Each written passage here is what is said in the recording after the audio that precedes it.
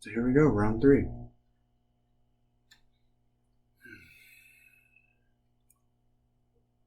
So I've talked about being woke, and I've talked about the AAVE worldview, and I've talked about liberalism, and I've nominally spoken about magic, and I've broadly talked about conservatism. Conservatism is just such a mouthful. And what I would like to talk about today, it's been on my mind all day, is extreme individualism. And as I listen, I'm not reading back through the things that I've recorded, as I listen back through the things I've recorded, of course I notice things that I miss, but that's the goal here. This isn't a manifesto. This is me talking to myself while I play video games. The two are separate, but the juxtaposition, when pushed together, I think so far has made some interesting art, if nothing else. And so I talked a little bit about Vikings, and I talked a little bit about Anglo-Saxons, and I talked a little bit about Welsh and Irish and Scottish, and we've brought up Celts, and we brought up mysticism and paganism and shamans, and I talked about the Holy Trinity of education, as it were, and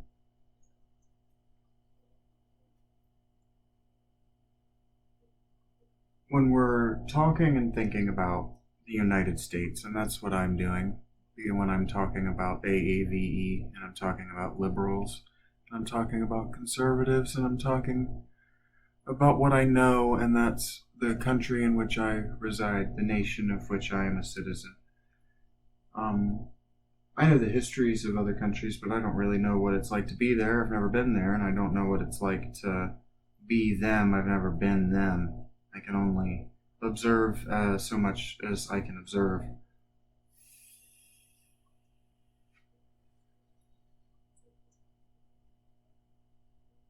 But I said, and I was joking to myself, but I do think that this is very true. I said that Arthur historians or Arthur scholars or just people who love the Arthur mythos, they're not talking to people who love Vikings to that same degree. They're not going to the same conventions, and they're not hanging out in the same hallways talking about the same things, because in a lot of ways they're people like me. They're people with a special interest, and that special interest, that's what drives you into the profession of being an Arthur scholar. That's how you write all those books. And so they're not reading one another's work, and they're not talking to one another, and they're not reading the same text. They're not working interculturally in that way. And so it would be easy to think the things that Arthur scholars think about the old books. If you don't know that the people that composed the old poems that set and established the foundations for the old books,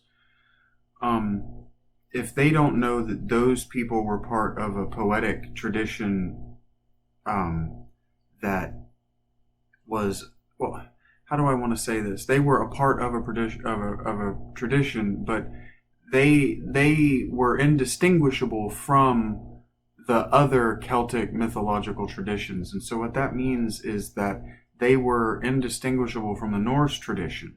And it's not just that they were indistinguishable from the Norse tradition in that they had the same ancestors, they had the same gods, they had the same traditions. And so if you listen to college lecturers Dorsey. I believe her name is Lynn Dorsey. If you listen to college lecturers talk about the oldest stories, they just kind of hand wave and explain away what's going on in the same way that you explain away, something that's largely nonsensical to a child in a way that makes sense to the child because you don't really know the answer to the question. So an example of what I'm talking about is the like Little John in Robin Hood, or like the knights guarding bridges or guarding crossroads,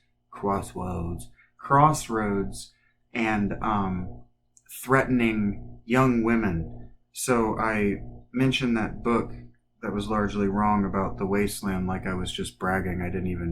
I completely left that thought alone, because what I was trying to say, and what I'm going to try to say here, and what I'm going to continue to say, is that the reason that those myths and that the wasteland exists as a mythology, and that these stories can be so easily and shallowly translated as an expression of the wasteland mythology, is because rich people, the elite, the nobility, but most especially specifically the king, were literally responsible for keeping the rivers running, the rivers flowing. So he repeatedly uses the example of Plato explaining why the rivers in Athens quit running, because the agriculture wasn't being treated with the respect that it needed.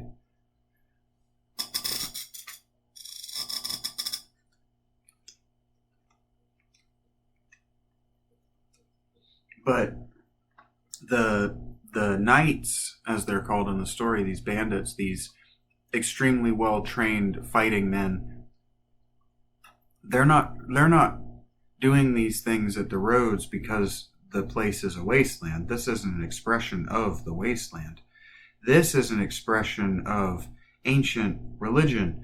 So if you read those stories but you don't read the Viking stories, you'd be very easily confused about what's going on here. Why are these men doing this thing? Is this just an obstacle for our, valiant, valorous knight to overcome or to fail at? Because frequently they fail, especially in the myth cycle. The Grail cycle, they fail. The point is the failing, not the succeeding.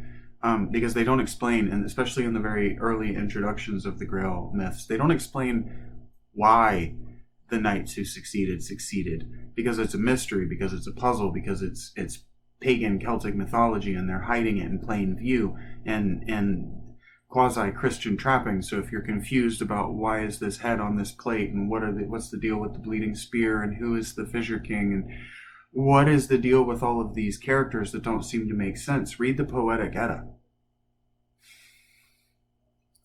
Read the Prose Edda, and then it all becomes so clear. It's mundane and almost boring. So I brought up the Berserker tradition, the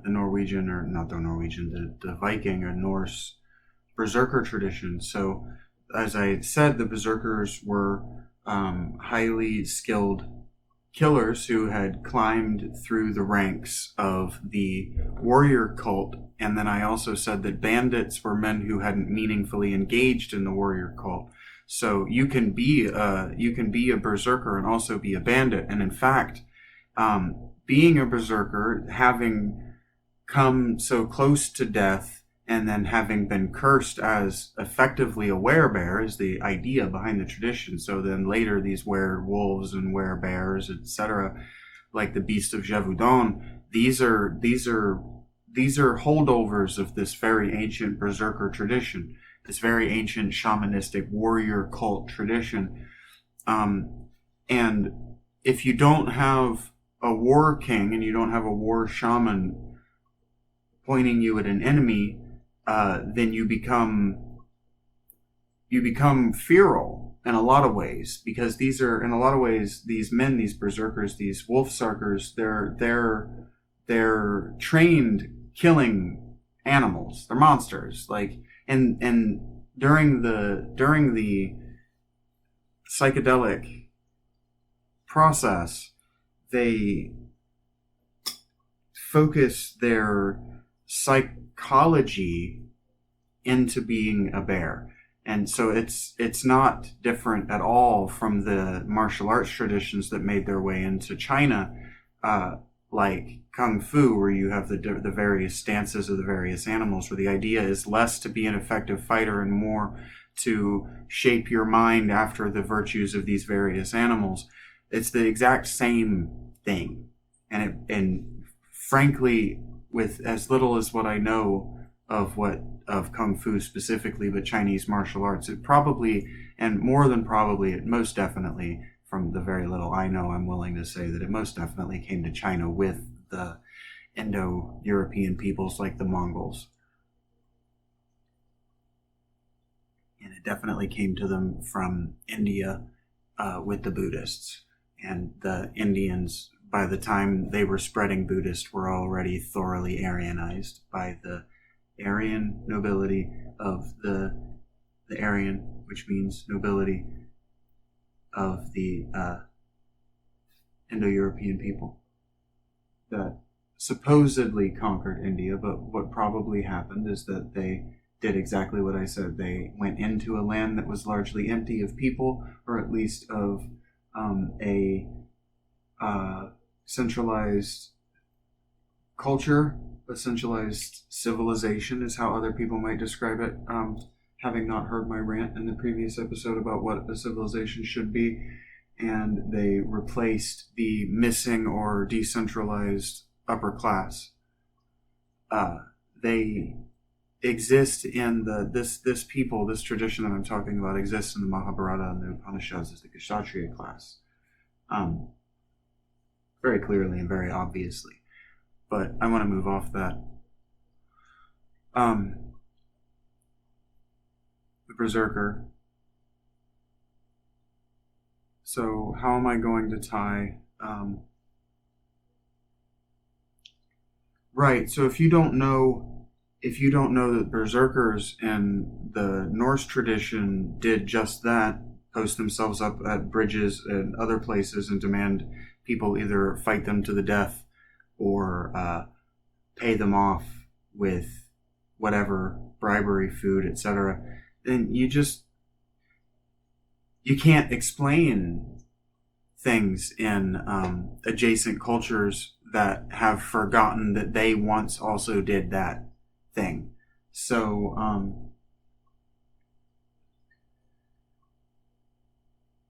I want to talk about extreme individualism.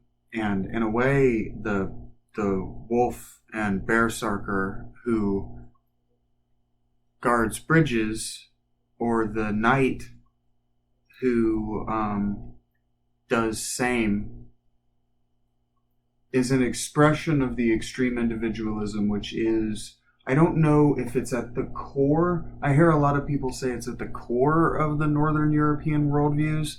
The English, the British, as in Brittany, from northern France, the Norman, as in Normandy, again, northern France, and then your Viking countries, Denmark, Sweden, Norway, and then your Anglo and Saxon countries like the Netherlands, Belgium, and Anglo-Saxon Britain, the UK, so England, and then also Wales and Ireland and Scotland. I mean, these are all very different people, but they all have, I've heard a lot of people say that these people all share in common this worldview of extreme individualism. And then you'll hear people make the argument about what made England so special that they were able to spawn both the British Empire and the United States. And the thing that they point to is it's a very good argument. They point to the Yeoman Reformation, or the Yeoman Revolution of I want to say it was the 1450s, but it was probably the 1550s. But the Renaissance isn't possible without the Yeoman Reformation, if I understand my timelines correctly. And it's entirely possible I don't understand my timelines correctly, because dates and numbers are hard for me to keep in order. But the Yeoman Reformation, what happened was exactly what I was talking about earlier. That bureaucratic class became the richest class. And so Europe was no longer dominated by hereditary nobility and Aryan nobility. They became dominated by a nouveau riche class. Well, they became dominated by a class of nouveau riche merchants, and tradespeople. So highly skilled craftsmen, builders, but especially artists of many kinds. The reason that I say that the Renaissance isn't possible without the Yeoman Reformation is that without the banking money of the Medici family, specifically in Florence, which is nouveau riche merchant money, without that money, you can't have the Renaissance in France. And without the Renaissance in France, you can't have the French and English Enlightenments. And without the French and English Enlightenments, you can't have the Protestant Reformation in Germany. And without the Protestant Reformation in Germany, you can't have the United States as we understand it, because it was German Protestant refugees that made, or who made, Pittsburgh and Pennsylvania, for an example, what it is and what it would have become by the 18th century. And it was German immigrants that made the hyphenated American argument absurd. Because I'm supposed to be a German Jewish American? That's stupid. Basically what it came down to for a lot of people. What I have to be German, Christian, German. I have to identify all these different hyphenations, but we're not talking about that. I don't remember. I listed out everything I wanted to talk about, and I don't remember what I started with so that I could back up to it. I'm the best. I should really be writing these out, but I'm talking to myself, so we're both going to have to deal with that.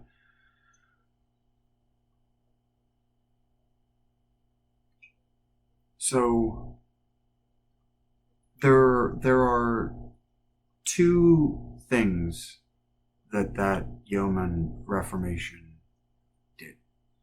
So it did allow for all of these different revolutions to occur, which did in fact take away the hereditary ownership of Europe from its 1%.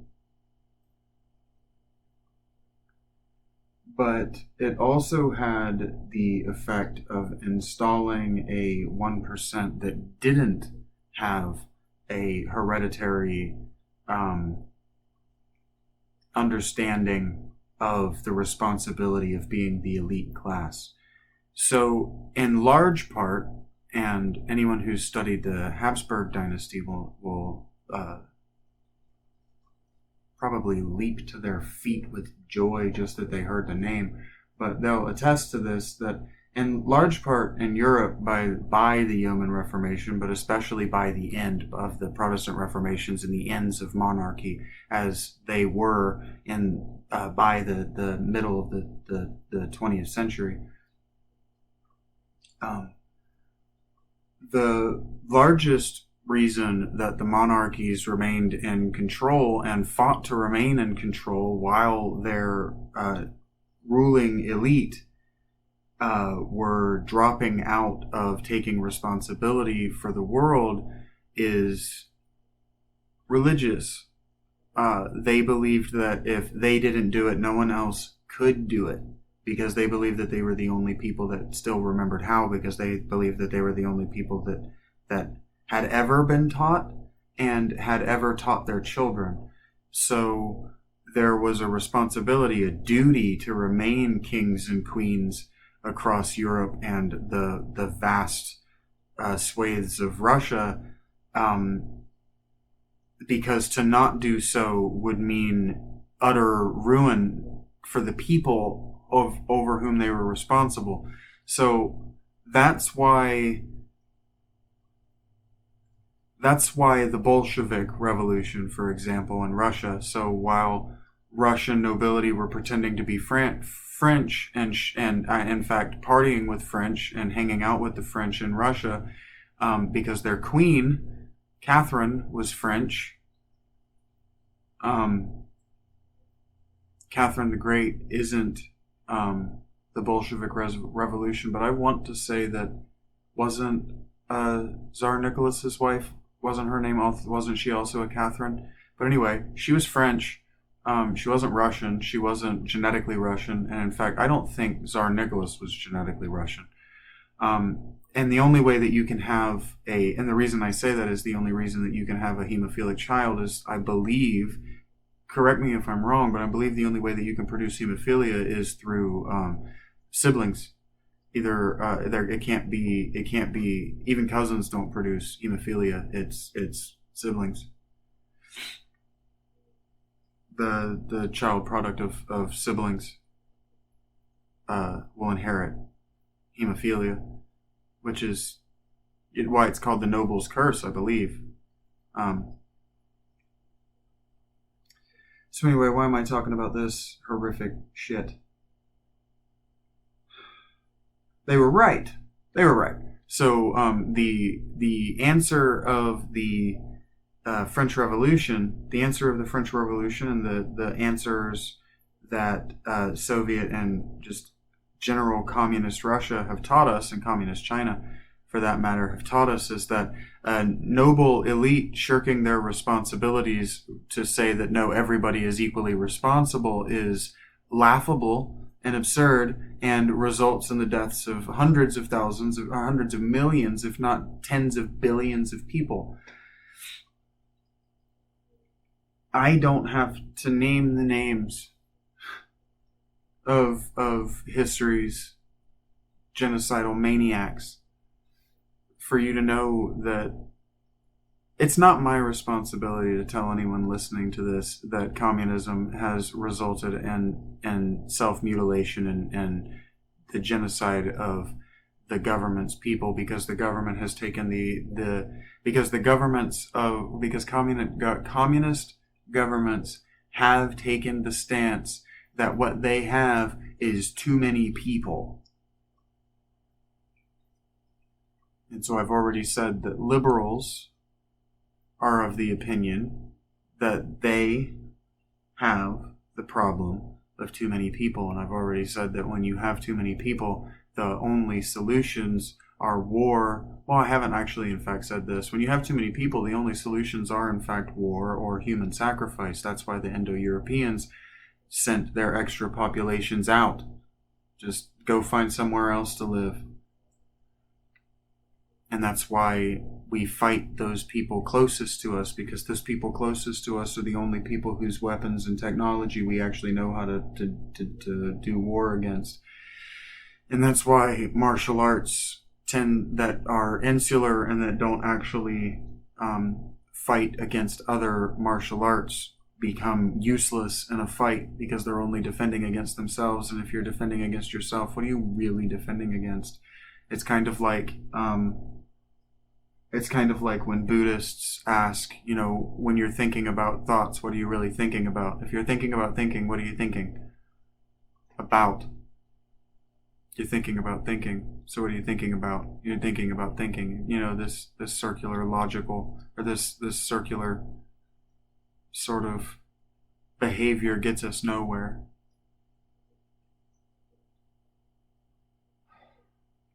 And so what does that mean in the context of whatever the hell I'm talking about?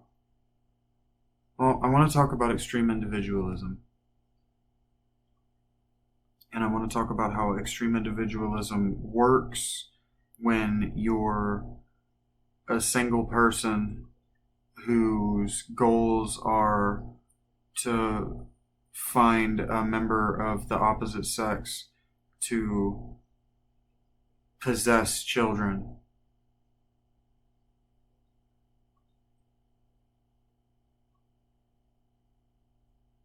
I don't remember the sentence that I just said, so it's going to be difficult to build on that.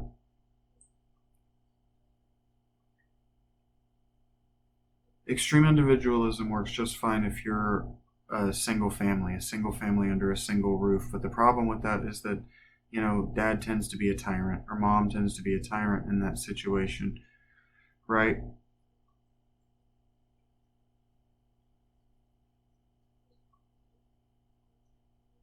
So it's hard to talk about extreme individualism. I've been thinking about this all day, just trying to set up what does it mean? Okay, well, what is extreme individualism? Well, extreme individualism means liberty as we sort of understand it. It means, your rights, what you're allowed to do, and etc., right? But it's this idea that the person is an individual unit and that there's no sort of Lego male-female slot on the top or bottom or back or front or sides or any of the faces of the individual unit. So each person is kind of like you're just like a little cube, right? You're just like a cube, and you don't fit into a bigger thing, and there is no bigger thing in which to fit, right? Well, we know that that's untrue because we've read people like Locke and Hobbes, right? So we know that the way that nations in fact work is that it's effectively a giant machine or an organism, right? All these interlocking pieces, all these interlocking parts. And if you don't, hell, we speaking and listening to this, and we human beings in the world right now, this time exists since Ford. So we're allowed to talk about Ford and understand that Ford proved, and all of the writers that set the foundation for the United States and its revolution, that we're not, in fact, individual blocks that have no interconnecting tabs. That's just not what we are. Ford and assembly lineage makes that, and interchangeable parts, and the 20th century and now the 21st century have proven that it's stupid to think that we're individuals. But extreme individualism insists that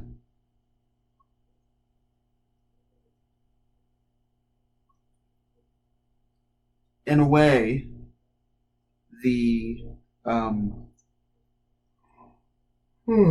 victory, in a sense, of the human revolution, or why it worked, or why it still matters, or why we should still think about it, or why I think about it, at least, the takeaway here isn't so much that these two bad things happened, that there was major shakeup that's still coming today, and that the wrong people were suddenly in charge because they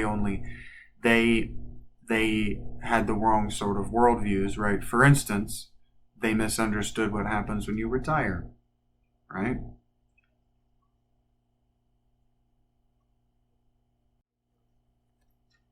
It matters because they left a lasting impression on our worldview. So their sort of extreme individualism was a secular individualism. It was an understanding that you could also be a tripartite person in the same way that Jesus was a tripartite person, or that God, the capital G God, is a tripartite person. And what I mean by tripartite is split into three equal beings. So you can be a religious person, a person who believes in God and goes to church and does the things that a religious person does, regardless of your creed. And that's why I was talking about hyphenated, your religion as your identity. You don't have to identify as your religion. That's why we balk at the idea of making people wear a particular uniform, or even why liberals balk at the idea of practicing religious people choosing to wear a uniform that identifies them as their creed.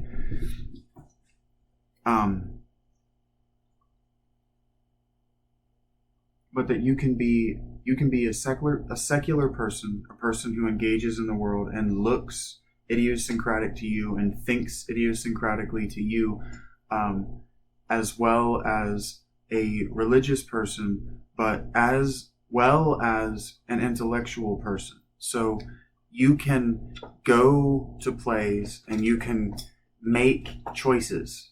You have a free will. And so what radical individualism, what they don't understand, the people that classify ancient or pre-modern or medieval radical individualism, when they call it that, they're misunderstanding that these people want an identity.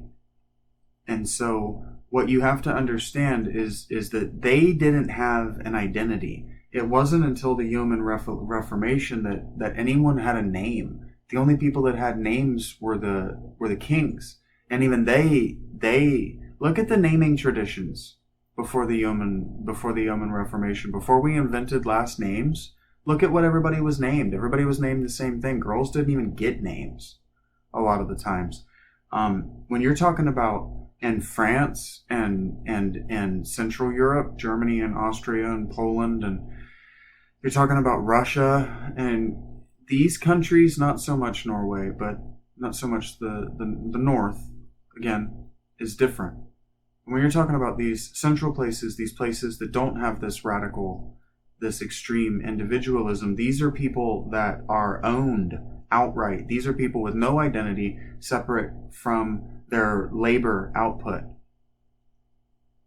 They're owned in exactly the same way as cattle. So like when liberal girls like balk at marriage traditions and balk at the idea of being had and held, till death do you part, like that's nothing.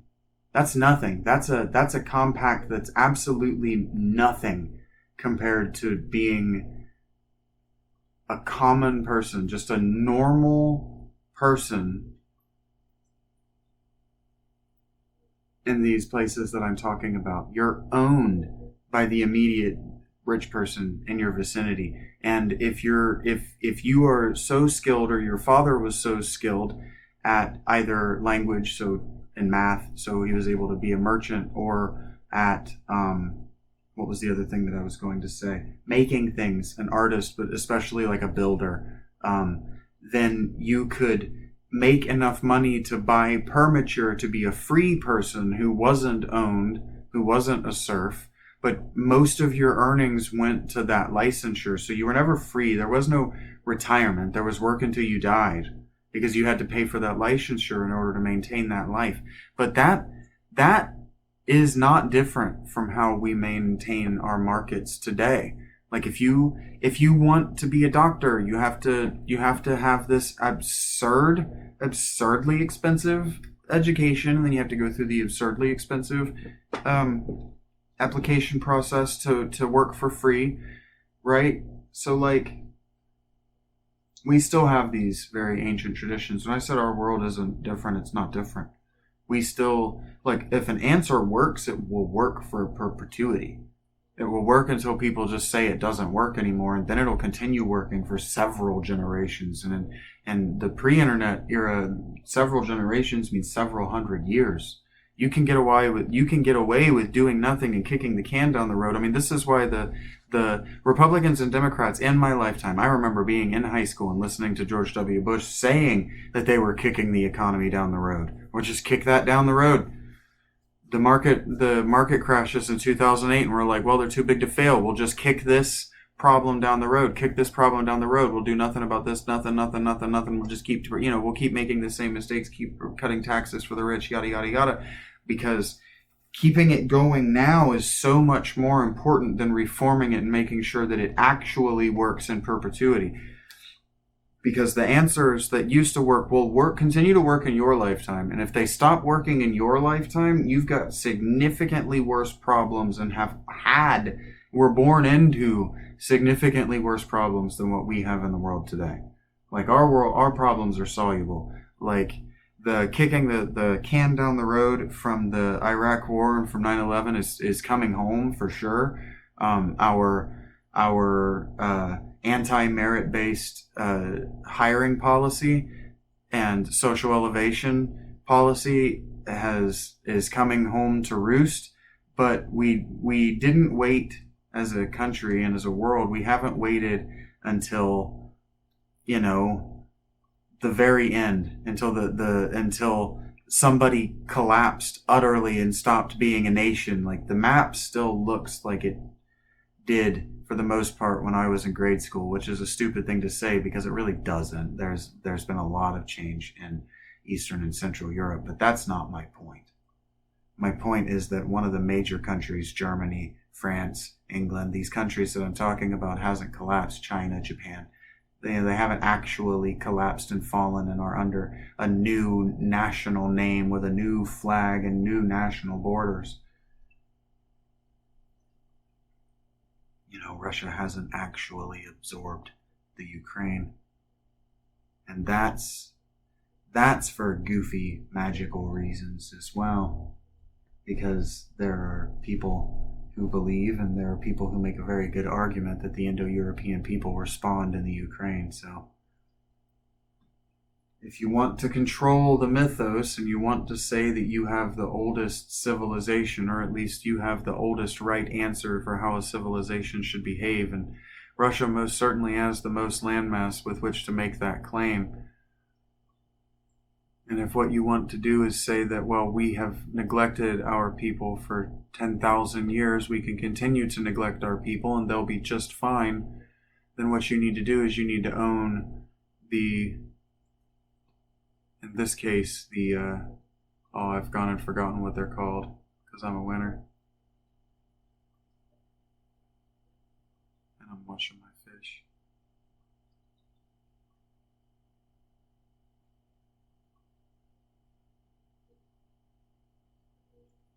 Why can't I remember what their grave sites are called? Man, this is a word that's almost always in my mouth, and now it's gone.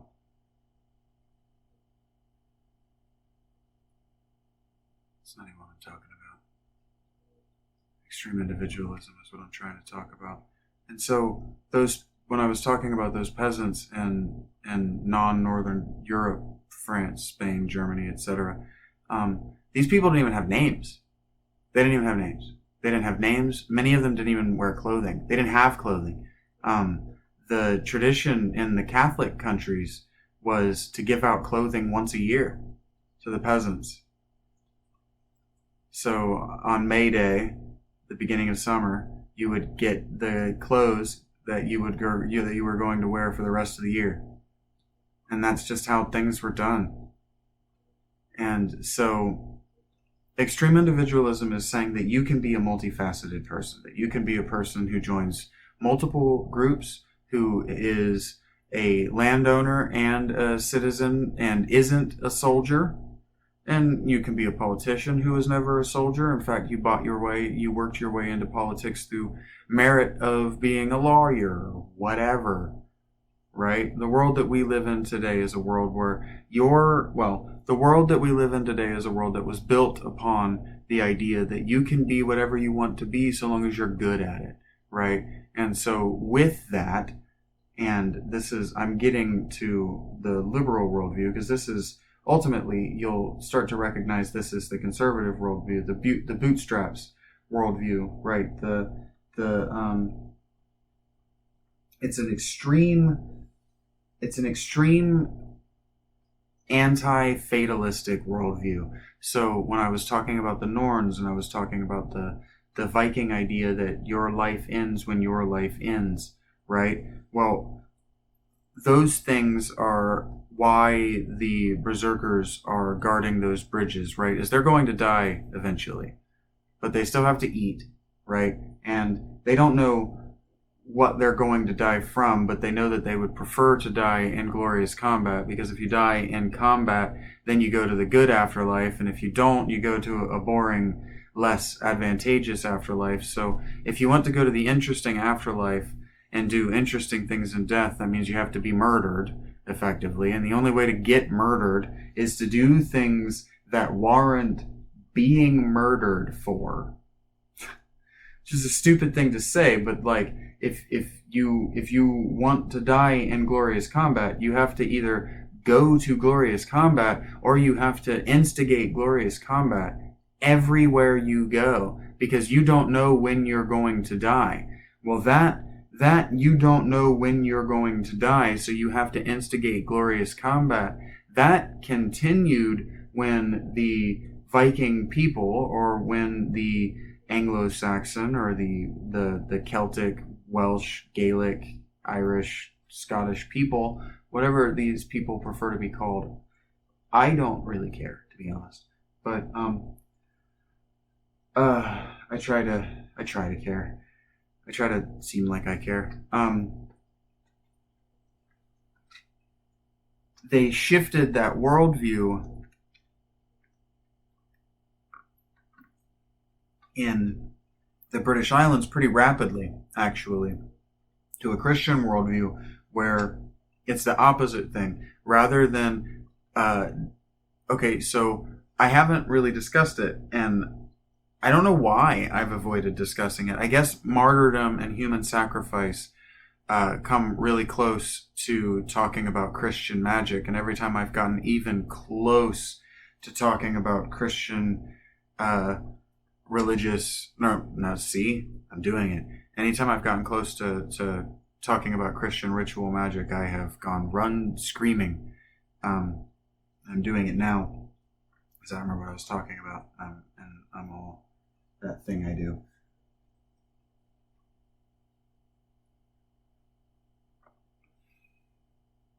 Martyrs. So a martyr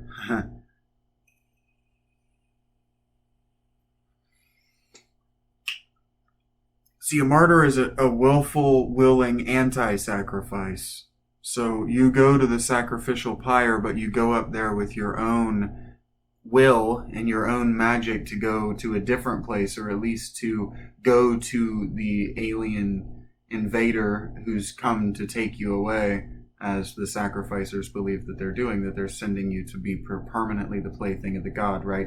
So you go up there with your own incantations and your own magic and your own will and your own beliefs, that what you're actually going to do is, if you're going to that god to be his plaything, you're going to that god in defiance. You're going already armed and armored to fight, right? And so the idea is that being ready to fight in the afterlife is what's actually going to skip you from the unpleasant afterlife and directly to the next place, because the being that's coming to take you in this sacrifice as a martyr doesn't want an unwilling sacrifice, so it's just going to give you to the other psychopomp that sends you to the good place. And so when I say that the Gaelic speaking, or whatever, the Welsh, Irish, Scottish people, they rapidly Christianized, what I mean is they took that look for a good way to die, and they turned it from a good way to die in glorious combat, and they turned it into a good way to die in glorious combat with human beings. They turned the idea from glorious combat with human beings to glorious combat with evil, with just evil. And so that's how, by the 13th century, the devil is all of these very radical and very specific things. But in the 10th century, in the 8th century, in the 6th century, when the Irish were hugely important and the Welsh were radically Christianized, but still radical individuals, this is how they did it. They just turned it around. So from looking for a way to fight, it became looking for a way to die. And so in a lot of ways, I have two things that I have to talk about here when I'm talking about radical individualism, and I'm talking about our radical individualism, and I'm talking about how conservatives are radical individuals, radical individualists, which means that liberals have to be radical anti-individualists, which is obvious. But you have to talk about sort of why, and you have to talk about two things that I'm loath to talk about, because one of them I don't particularly understand and the other one I've forgotten. You know how it goes. But the one that I don't want to talk about because I don't particularly understand it is the plague, because I'm really only now beginning to understand the actual impacts that the bubonic plague had on the world during the Yeoman Reformation and the Renaissance. Because in a lot of ways, it was the population depletion that allowed people who were able to communicate and able to do math and able to trade to take over the world and seem like they were the only people with merit to do anything. So if you're a common person, it seems like these people figured out a way to continue to thrive when it seems like God was trying to end the world. And the nobility's response to the coming end and the plague was to utterly shirk their responsibilities and give up.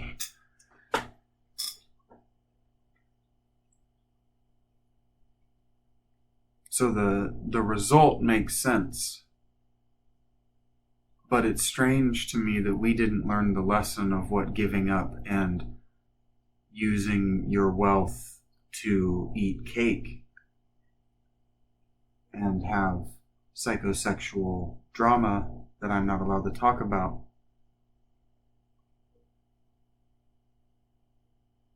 It's strange to me that we didn't learn these lessons. But it's also strange to me. It's strange to me that the United States has a liberal class. I mean, I know that there were obviously French immigrants to the United States, but if you study the history of American politics, not being French is basically what the liberals and the conservatives up to the modern period agreed on. They disagreed on everything else, but they agreed not to be French. And in a lot of ways, that means agreeing that the elected leaders are in fact responsible for housing, clothing, and feeding the poor. But they argue about how they want to do it. So, if you're my age, it seems like the conservatives don't care because they say, well, just get a job. Get a job, get any job, get 2 jobs, get 3 jobs, get an education, better yourself. And the liberals say, well, get on welfare. And both of them seem like a non-answer because in ways they are non-answers. They're not trying to be answers.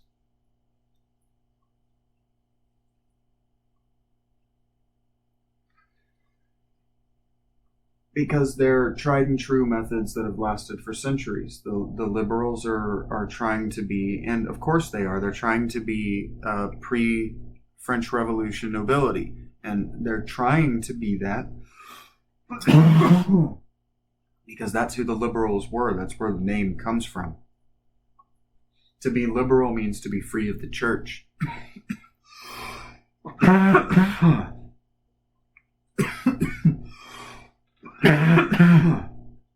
And to be free of the church means to be free of the particular social hierarchy of the church, but it also means to be free of those particular rules and social mores that the church gives. So those particular bedroom acts and those particular drugs that you're not supposed to consume if you're a good Christian. The liberals say, no, you can do all of those things, because the church is just trying to manipulate you with old stories that are irrelevant to your life. And here I am, I've got, damn near 7 hours now telling you that no, these stories are not allegories, they are not personifications of natural phenomena. They are extremely important to your life, and they're the only thing that prepared anyone in the past to be prepared for life.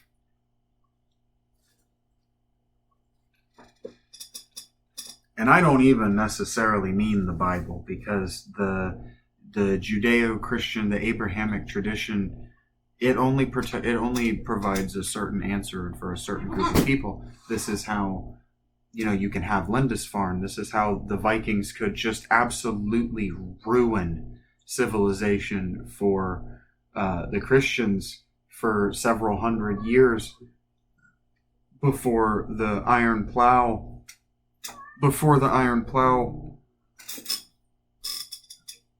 made Christianity the obvious answer and the Yeoman Reformation possible. Because once farmers were able to make enough food that they were able to sell it, suddenly you don't have to work so hard, and suddenly paying taxes to a guy who only shows up to collect the taxes seems like a stupid fucking idea. And then suddenly your radical individualism springs up, and being a serf and living in a Roman or French way just doesn't make sense anymore.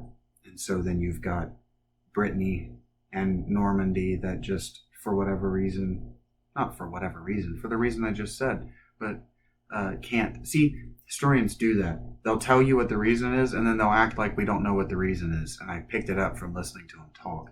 But anyway, we know why Normandy and Brittany don't like being part of France, and we know why southern France doesn't like being a part of France. Is because central France is slave owners, and nobody wants to be a slave when they know they're a slave.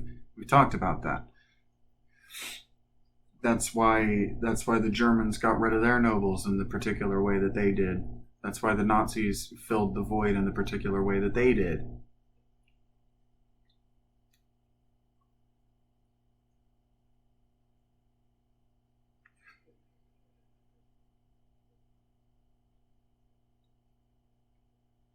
So extreme individualism also it's a worldview, and it's a religion in its own right. And so extreme individualism is also it's an onus setting, or a responsibility taking, or as Marcus Aurelius might have said, a duty mantling almost, that you are responsible ultimately for you. And so with that, because it's an unspoken thing, because when it was shamans cursing you to be a bear until you did X, Y, and Z, like in the werewolf stories that show up in the 13th century, or by the 13th century is how I should phrase that, because I'm not an encyclopedic. I don't have an encyclopedic memory for these things. You're telling me that I'm wrong about that. Anyway,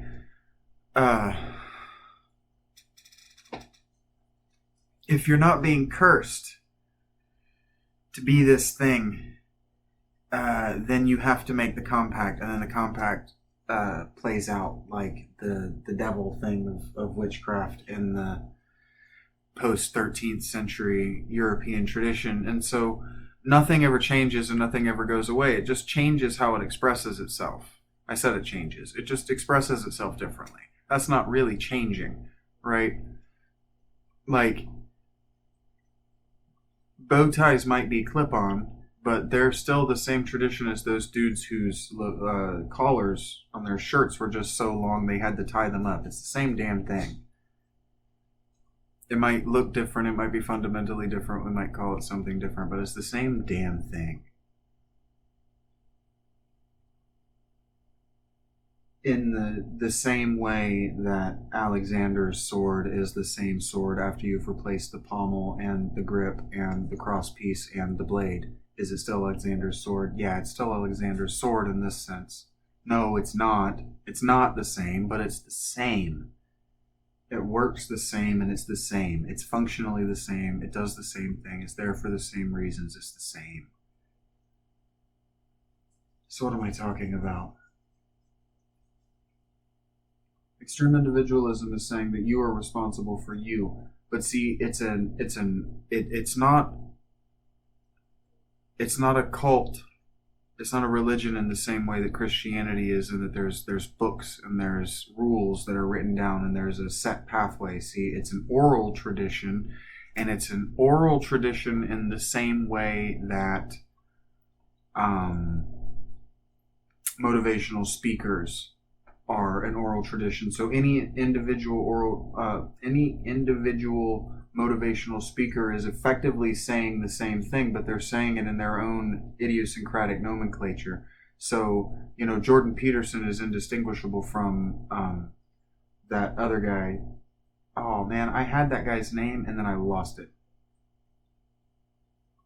The Tony Robinson, who's indistinguishable from any you can walk on fire coals guy that you can find in any phone book in any small town. Like, they're all doing the same thing. They're making a cult of personality around themselves and around their message and around their book, but they're not actually giving you, they're giving you, sure, 12 rules or 12 lessons or 12 whatever, 12 steps to be X, Y, and Z, right? But they're not giving you the life after the rules, right? That's what a religion is. Right? So when Moses came down off the mountain and he's got these 10 commandments, these 10 commandments aren't a step, they're not 10 steps that you take to get to enlightenment. They are the 10 things that you will do once you are enlightened. So when I was talking about, responsibility versus, not responsibility, when I was talking about habits and habituation versus, discipline. So discipline is doing the 10 commandments, and habituation is learning how to do the 10 commandments. That's the whole lesson of Christianity. Like, that's what Jesus was trying to teach us when he was telling us that you're a sinner and you're doomed to be a sinner. And again, I'm back at ritual Christian magic, and so we won't talk about cleansing sin with, the ritual wafer and with the Lord's Prayer and how that's actually a prayer to Osiris, and those things don't matter. What he was saying is that you're a sinner. You are aiming toward the 10 commandments, right? Toward loving no God before the one true God, and all of these things, not lying, right? Not coveting, not stealing. Like, you're aiming toward these things, and some of them are easier than others. Like, some of them, frankly, are a lot easier than others. But what he's saying is you're going to fail, because you are a sinner, and we're all sinners, and you're going to die a sinner. And whether you get to the kingdom, right, the afterlife that he's aiming for, it's not the point. So the martyrdom thing, what we were talking about, and what I was getting to with individualism and why martyrdom was more appealing to the Northern Europeans than the Viking way of life, and why Christianity ultimately won out when the plow made it obvious that peace was preferable to plunder.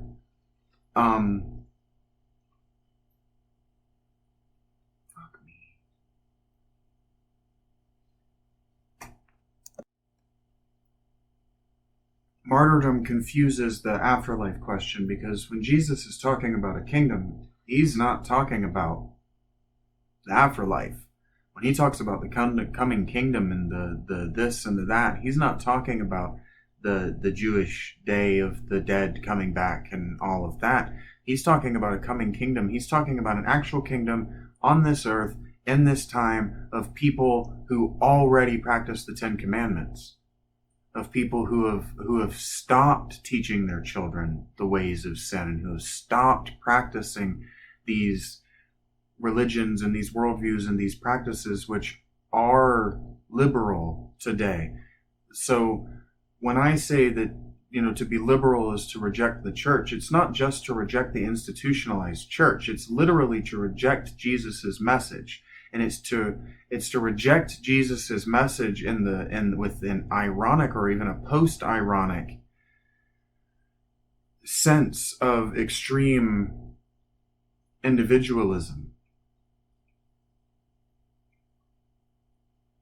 It's almost saying, well, if you want to be an extreme individual, the best way to be an extreme individual is to be a Satanist, is to worship the self as capital G God, as indistinguishable therefrom.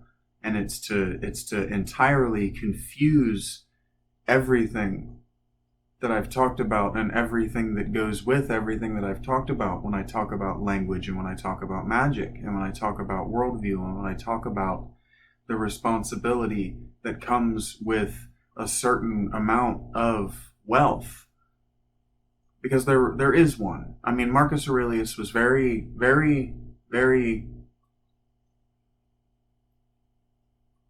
I've been saying Marcus Aurelius, but on duties was Cicero.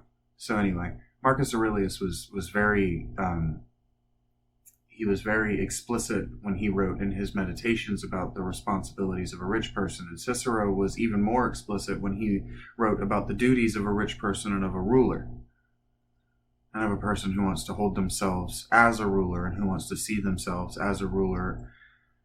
And in a lot of ways, what we're talking about is we're talking about divinities when I was talking about becoming thrice great and thrice great being divinity. And what we want to do is that we as human beings, all of us, you, me, everyone, we all want to skip this like that. We want to skip the time between habituation and discipline. We already want to be the rock star or the super merchant or the president. Like we don't want the middle part. The middle part is interesting to us once we've already retired and it's time to tell the story. Then the middle part becomes interesting and we can start to mine the middle part for what we can learn from it to give it to our children. But we don't actually desire, and we don't really need, in our minds, we don't think we need the middle part, the learning part.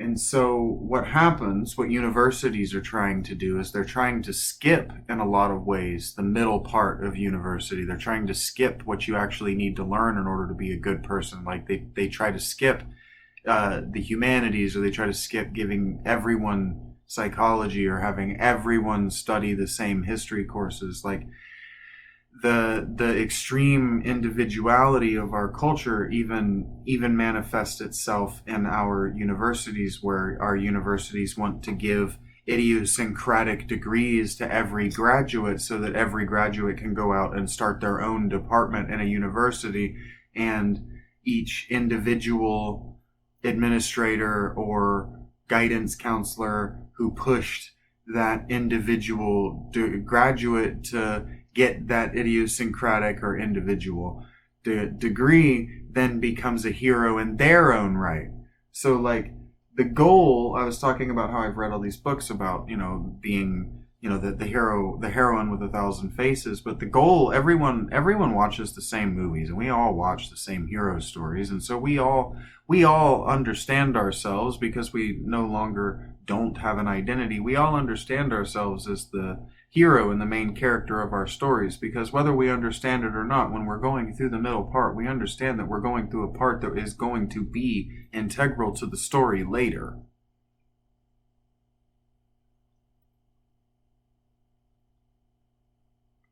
And so magic, in a lot of ways, and the way that we do magic and the way that we do education today is skipping, in a lot of ways, it's skipping the yeoman step, but it's skipping directly from initiate to godhead. And there's no neophyte, no acolyte, no trainee, we want to go straight from learning the magic to practicing the magic at the highest levels of conception, because what we think is that we have the highest degree of education, therefore the greatest amount of preparation, the biggest lights, the best answers, therefore we know enough to go forth into the world and do things.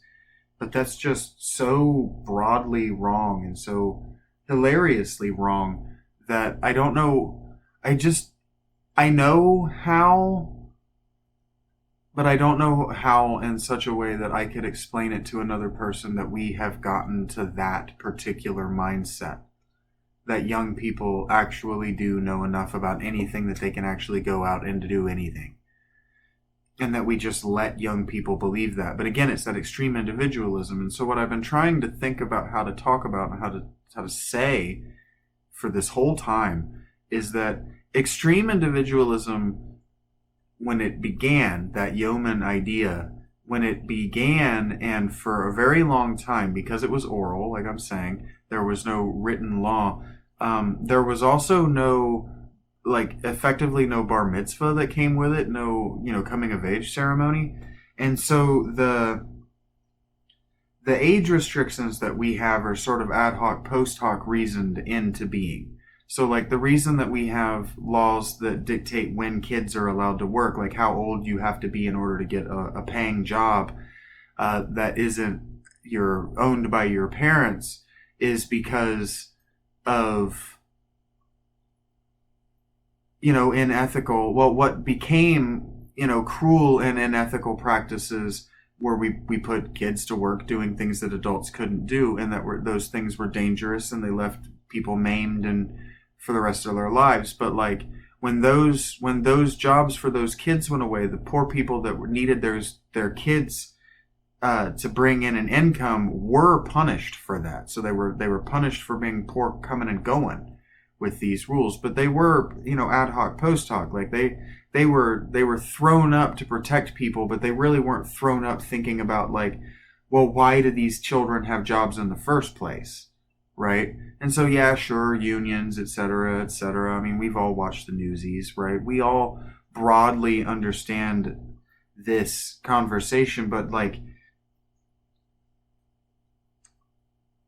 I very nearly got into a conflict with a person who said, in my opinion, something stupid about AI. They were saying, how can you watch the Matrix or the Terminator movies, or how can you watch any AI or any science fiction from the last 30 or 40 years and think that AI is a good idea?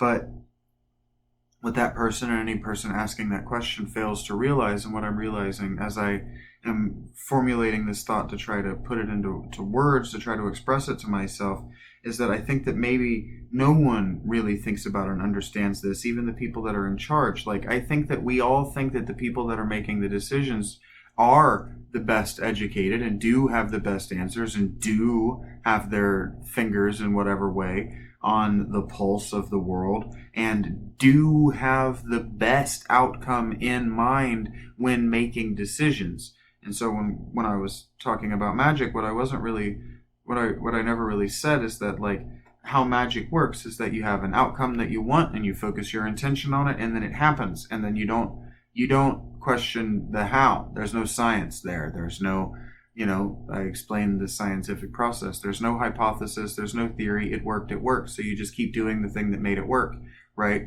And so when I said that you stop being you and you become the thing, that's what that is. So science is the conversation between you and the thing. It's the asking the thing why it works and how it works and to repeat itself without you having to do it. It's the training a dog to do high five of phenomena, versus magic is the having a cat of phenomena. A cat does what a cat wants, and if you ask a cat why it's doing what it does, like I said, it will slap you in the face.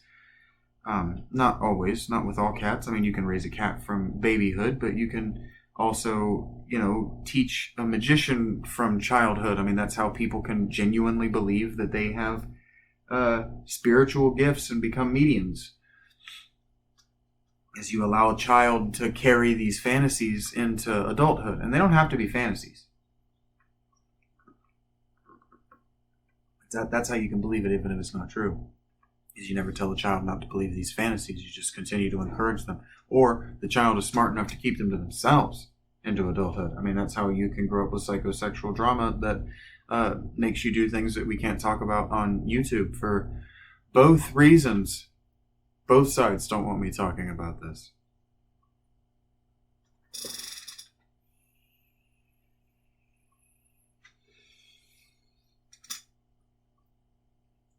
So I've been trying to figure out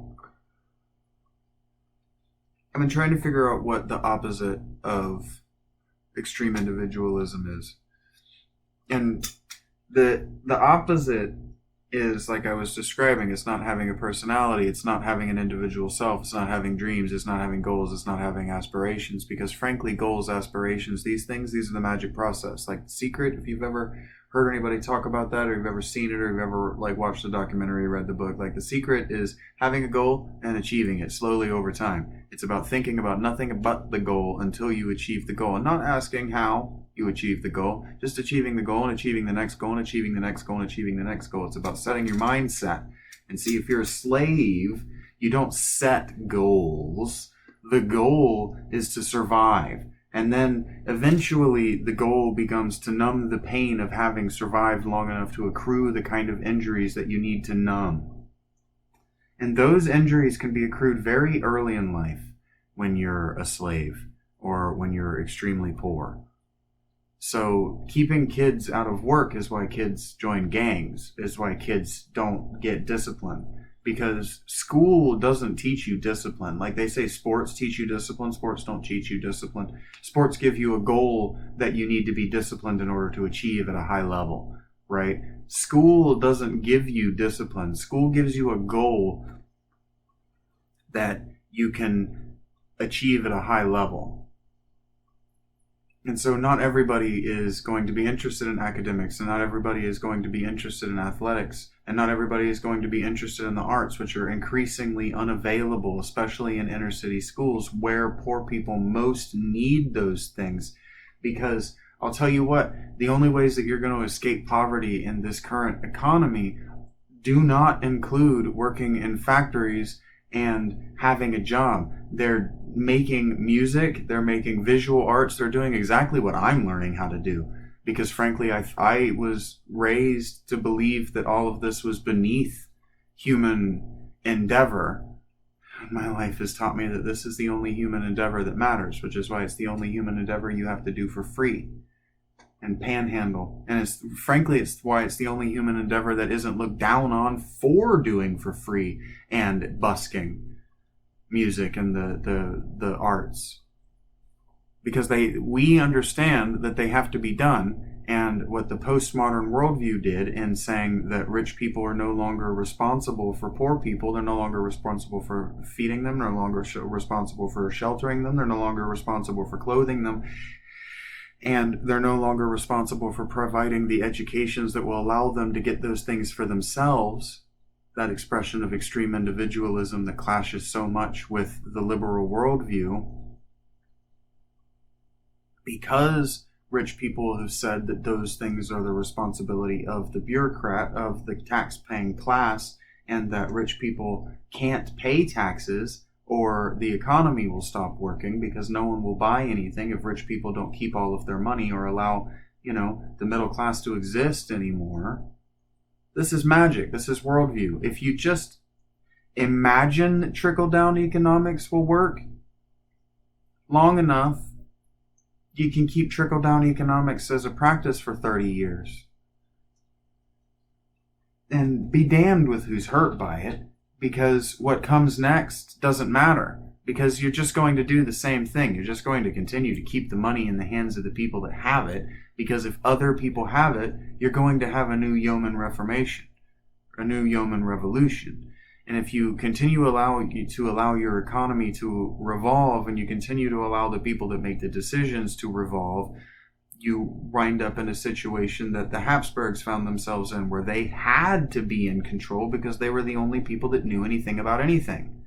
But did they know anything about anything? And the answer is no. Our current world leaders and our current administrators and our current bureaucrat class don't know anything about anything. The way that our world works is a tacit admission that we don't know how anything works. So let's just try everything for 4 years. And let's just change our mind every 2 years.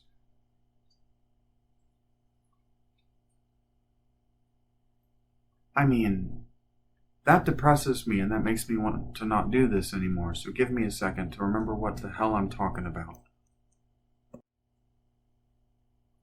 What I'm trying to do is I'm trying to figure out if there's a compromise, if there's a third way, if there's a middle ground between not having a personal identity, being a slave, being owned by someone, and only 1 to 10% of the people in the world having any kind of identity or any kind of potential for upward mobility, because there are only 2 ways to be, and one of them is in the tower so far above everyone, like the Christian Trinity, that the liberal worldview so desperately rejects, but so also desperately imitates, or wants to imitate.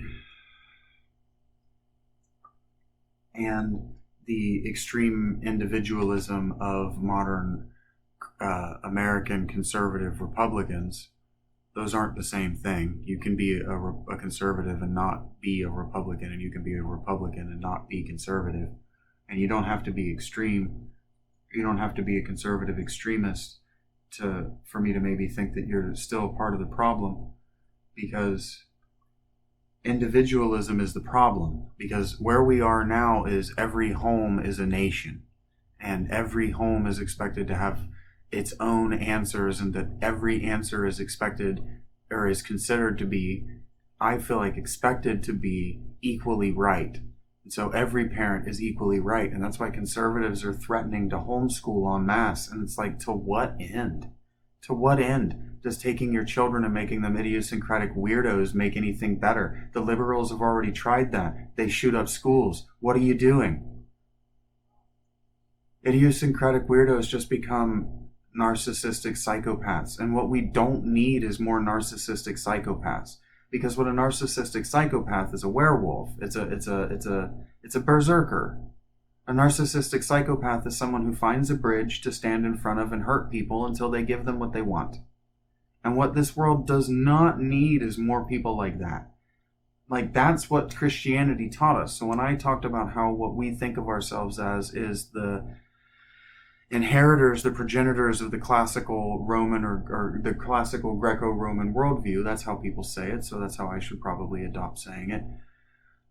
When I say that we're the progenitors of that, that's what I'm talking about, is that we believe in our extreme individualism, but that every single person in every single home is a Roman noble's home. And not just every man, every woman as well, which is interesting because Roman women were individual women even in their marriage, unless they didn't take a 3-day holiday from their husbands within every year. If you lived in a man's home for a full year, you were just considered his property by squatter's rights because you'd lived in his home for a year. Even if you were married to him, you lost your privileges as a person if you stayed in one place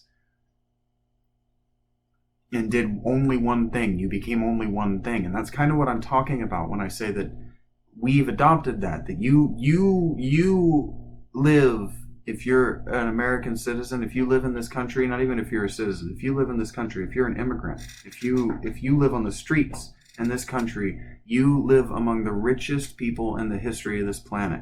And so what we've decided, especially since the Great Depression and the Second World War, what we decided in the United States is that because this country is so rich and the riches are so available and these streets are so paved with gold, that it's your responsibility to find your way to get your castle. It's your responsibility. The conservatives have made so many concessions to social safety nets that, that I'm still poor has been it's been a religion of self-sabotage to prove my parents right, that I was a fucking loser and would never amount to anything. But that's the liberal worldview. That's the martyr, right? That's the magic. That's what I said when I said that if you convince someone that they're worthless, you get them to think that they're worthless, they'll make themselves worthless. That's easy. Convincing someone that they have value is infinitely more difficult. That's why we have, as I said, that's why we have these entire industries of self-help that bleed into the clinical psychiatric community, and they're they're indistinguishable. They become indistinguishable. The psychiatric community just uses sciencey sounding jargon and data that they cobble together from special interest experiments and special interest language. I know I said jargon already, but they cobble their jargon together from special interests. That's not a comprehensive science. That's self-help. But see, that's the thing, is we believe in extreme individualism. So you're getting your discipline and getting your life right is your responsibility. It was a responsibility of your parents. And if your parents failed you on that, it's your responsibility. No one's going to help you. And that's what I'm talking about when I say that extreme individualism comes with from an oral tradition and with no rules. Liberalism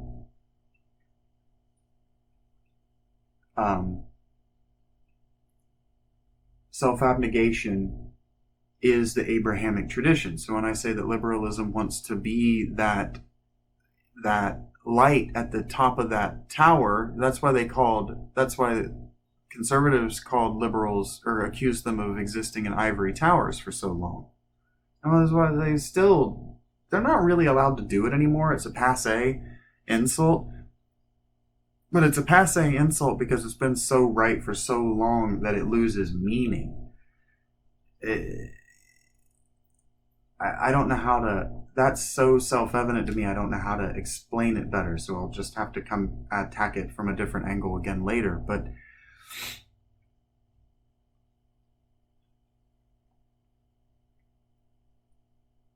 to me, because I was raised as an American and the son of a soldier, individualism is obvious. Because when you've been a soldier, not having an identity is, I call it never again. Once you say never again to something, your life becomes about making sure that never happens again. And so soldiers lose their identity. You have to. It has to be taken from you in order for you to be an effective soldier, but it's not given back, and so you have to find it yourself. And so that's where, again, the individualism comes from, is because this is a country of soldiers, fighters.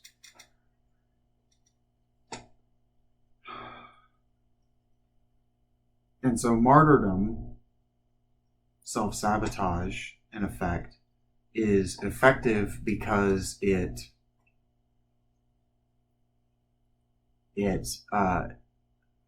would be like if one electron in a power cord just decided to go the other way.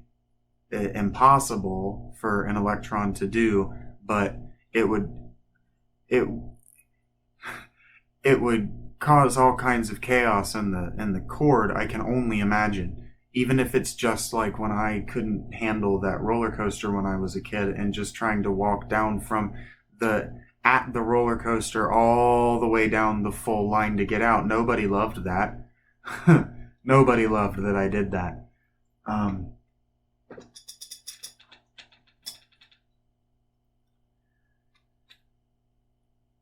And so extreme individualism is in a lot of ways that. It's deciding when and at what point you're going to get out of line. And so what I've been trying not to talk about is the plague and how the plague affected the world and how it affected our relationships between the rich and the poor, and how it affected our relationship with the secular and the religious worlds. How, in fact, the plague affected the tripartite pillars of civilization, those three schools of the soldier, the woman, and the bureaucrat. Because apparently I'm the only person that survived COVID. Or at least I'm the only person who remembers COVID happening. When I listen to people talk about it, it's like it's been 3 years and people either forgot that it happened or they're still living with the trauma. And to me, that's very strange, but I grew up in a very violent and abusive household. And bad things were constantly happening to me in my childhood. So adapting to a bad thing happening, or at least moving on from it and being able to look back on it once I'm safe is a skill set that I have that evidently the world has not developed or is lost. And so, I don't know. I don't know what I'm talking about.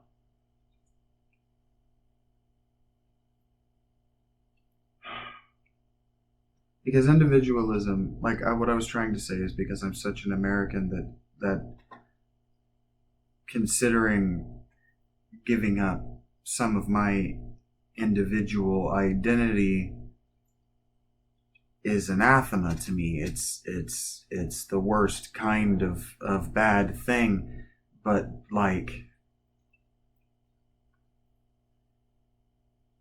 I was trying to say earlier when I was talking about, Ford, we don't exist apart from one another. You and I, my thoughts, we don't exist apart from one another. What we do is believe that we exist apart from one another.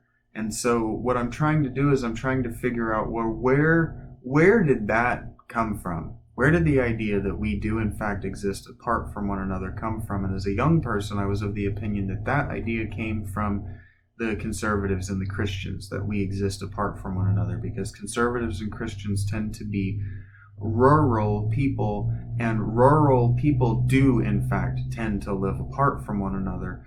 But rural people are much more consciously aware of how interconnected their lives are and how interdependent their lives are, especially once you get into cattle ranching and stealing one another's cattle.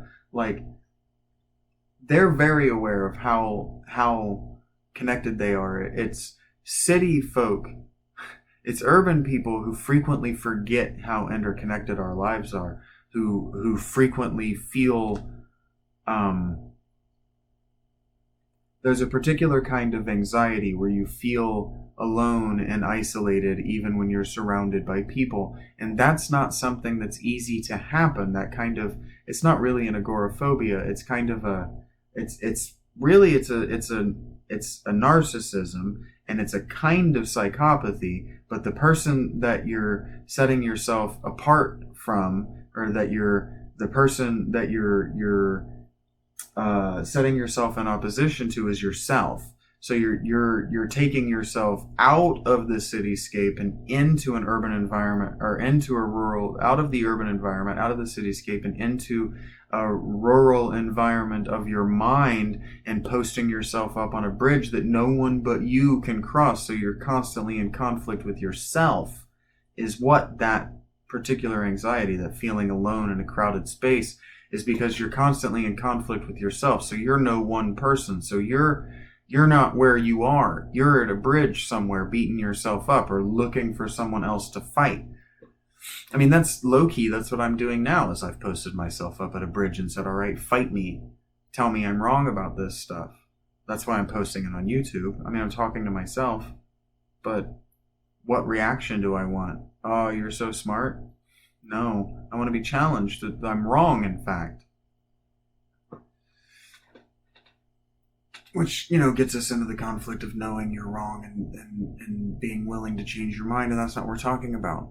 Magic is in a lot of ways, the act of changing someone's mind is a magical act, because you can't change someone's mind, they change their mind.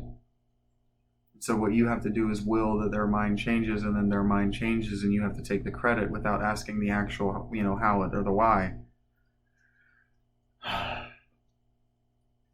So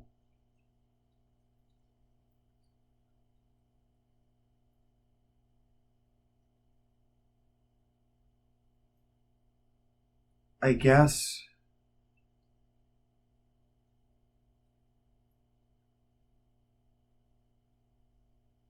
I don't know. I keep saying, well, okay, well, if we're not individuals, what are we? Okay, so let's talk about what I'm talking about when I say oral tradition, because I've got nothing else on my head.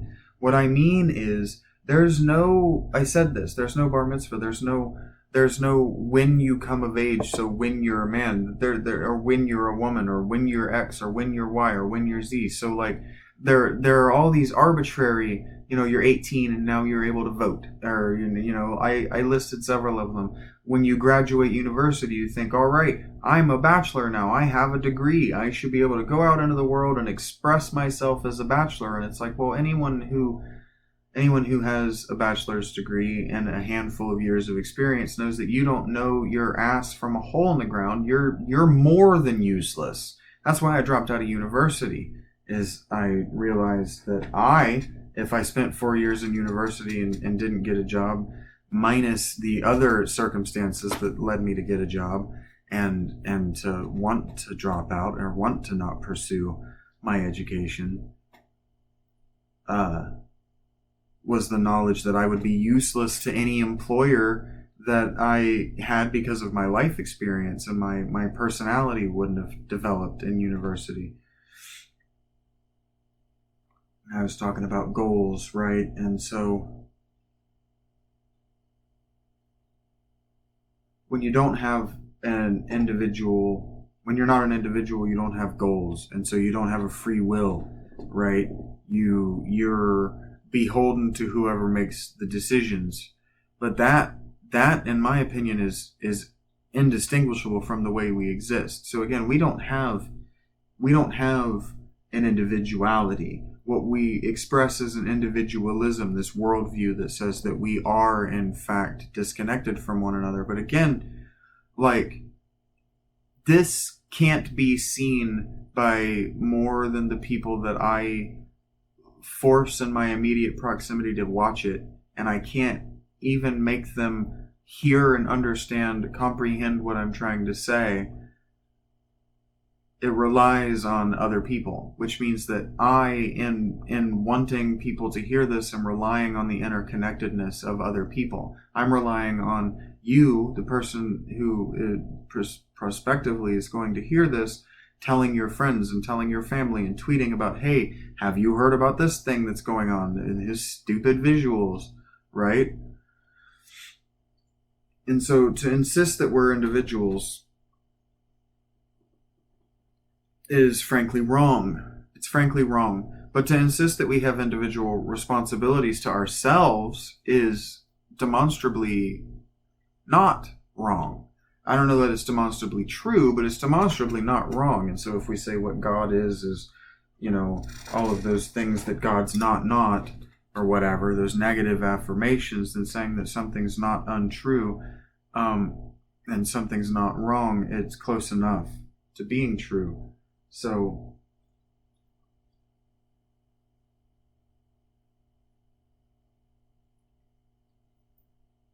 what?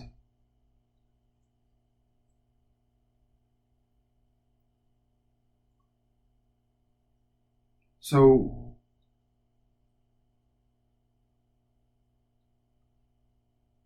okay, I think I understand what I'm running up against.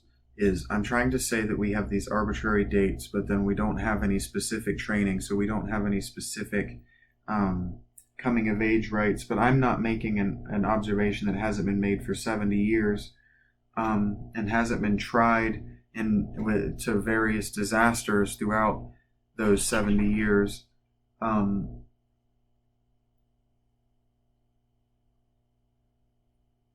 So is there something teachable? Is there something buildable from that? And what we've done is we've said, okay, well, the yeoman's got us in this mess, so the yeomans have to get us out. So the bureaucrats got us in this mess, so the bureaucrats have to get us out. And so what we've done is I always want to call them neo something, but they're not neo, they're postmodern. I always want to call them neo-moderns. That just sounds cooler to me. The postmoderns, what they did when they took religion out of your life and they told you that you don't need to be religious to also be virtuous, is they tried to put museums and libraries and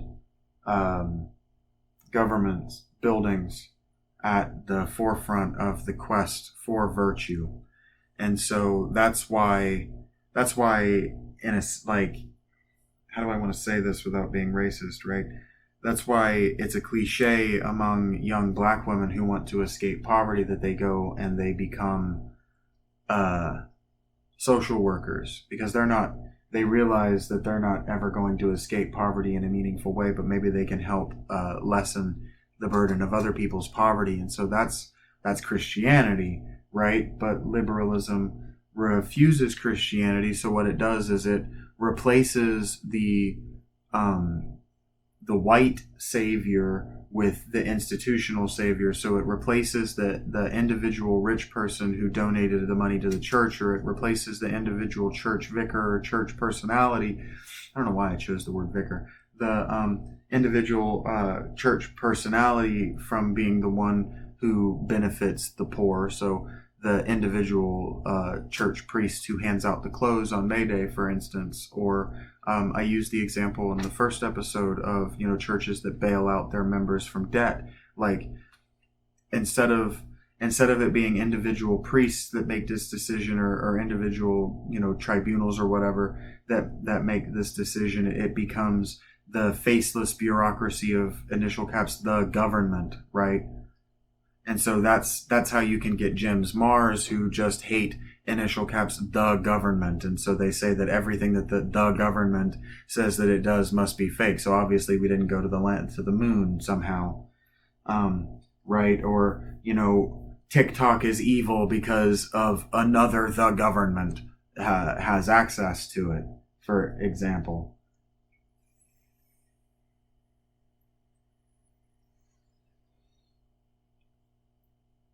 So what the fuck have I been talking about?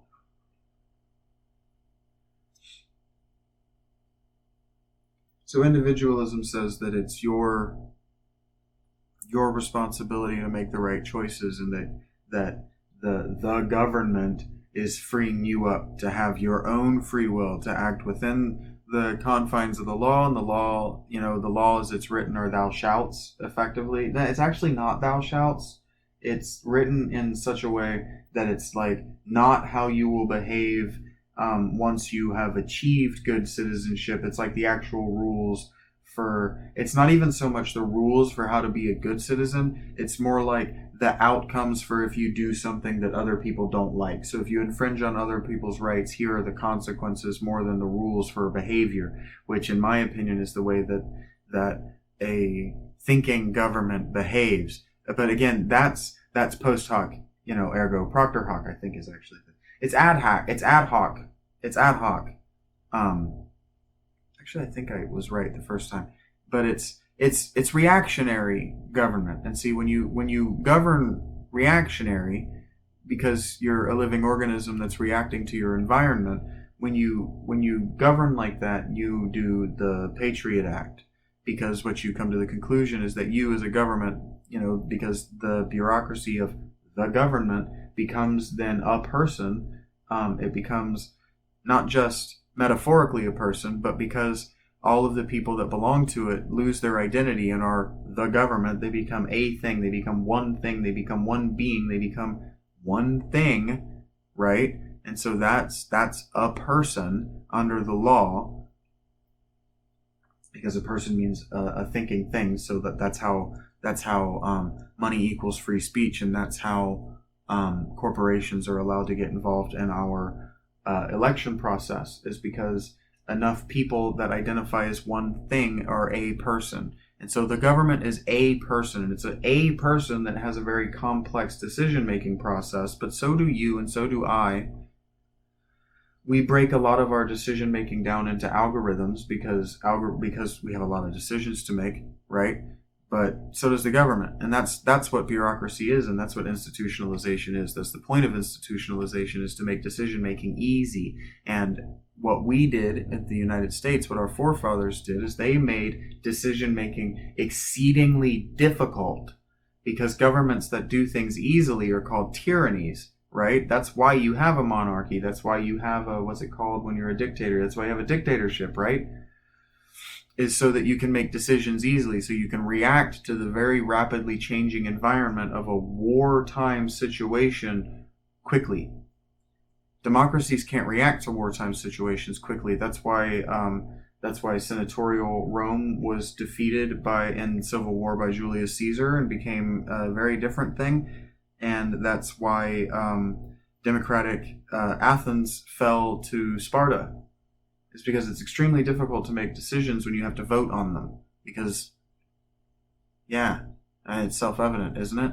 You have a lot. The more, I mean, it's like they say with the heist, right? So let's prove it in the negative. So like when you have a conspiracy, the more people involved, the more likely it is that the beans are going to be spilled. So like the more people involved in a decision, the more likely it is that you're going to make the wrong decision, not the right decision. Xenophon made that very clear. And the last 70 years of our government have proven that.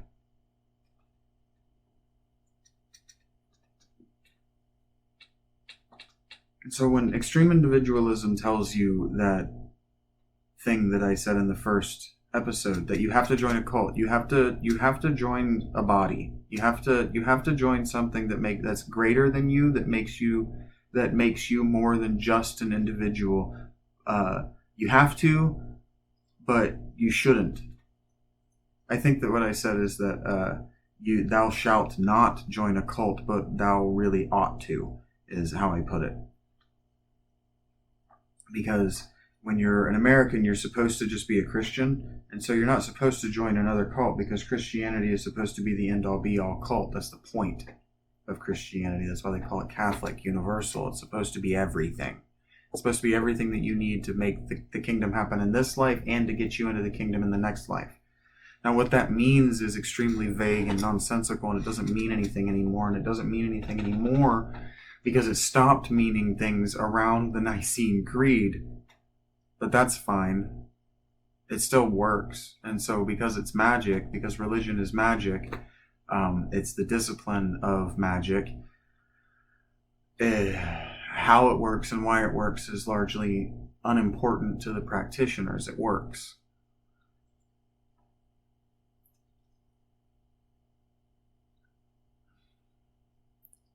And so because there are no coming of age practices, and the markers for success, etc., all these various things, all the various markers of the evolution into old age and death, because we don't have those things, and they're not included in our religion in any way. They're not included in Christianity in any way. Because we're not Hindu, we've had to, post hoc, ad hoc, proctor hoc, whatever. I don't know Latin well enough to even know what those things mean, so I know I'm using them wrong. But we've had to cobble together, okay, well, it has to be minimum this age to do these various things. Because of our extreme individualism and our leaving it up to the individual family to raise the child. But see, that also means that individual children come away with wildly different skill sets. So like, you're allowed to drive at 16, but it's the responsibility of your parent to get you licensed by 18 or whatever, 16. So if you're going to be able to drive and you're going to have that individual independence of a vehicle, it's your parents' responsibility, which means that your parents have to have acquired a certain amount of wealth by the time that you're 16, right? And so if you're poor, you just don't get to participate in that. It just doesn't get to happen for you. And so the extreme individualism, but also putting certain benchmarks on success, means that what we don't have is an equality of opportunity. And so equality of opportunity is a very different kind of conversation, and equality of opportunity starts to demand concessions because rich people have opportunities that poor people don't have. And so if the point in getting rich and being rich, beyond being able to enjoy being rich in that particularly kind of hedonistic way, if the point is to make sure that your children have the best possible childhood so that they can become the best possible adults and therefore the best possible citizens, what you have to do is you have to moralize being poor. Because what you don't want to do is pay for your child's education, but also have to pay for a poor child's education. You don't want to have to adopt a child for every success that your child has, right? But that's how Moses became Moses.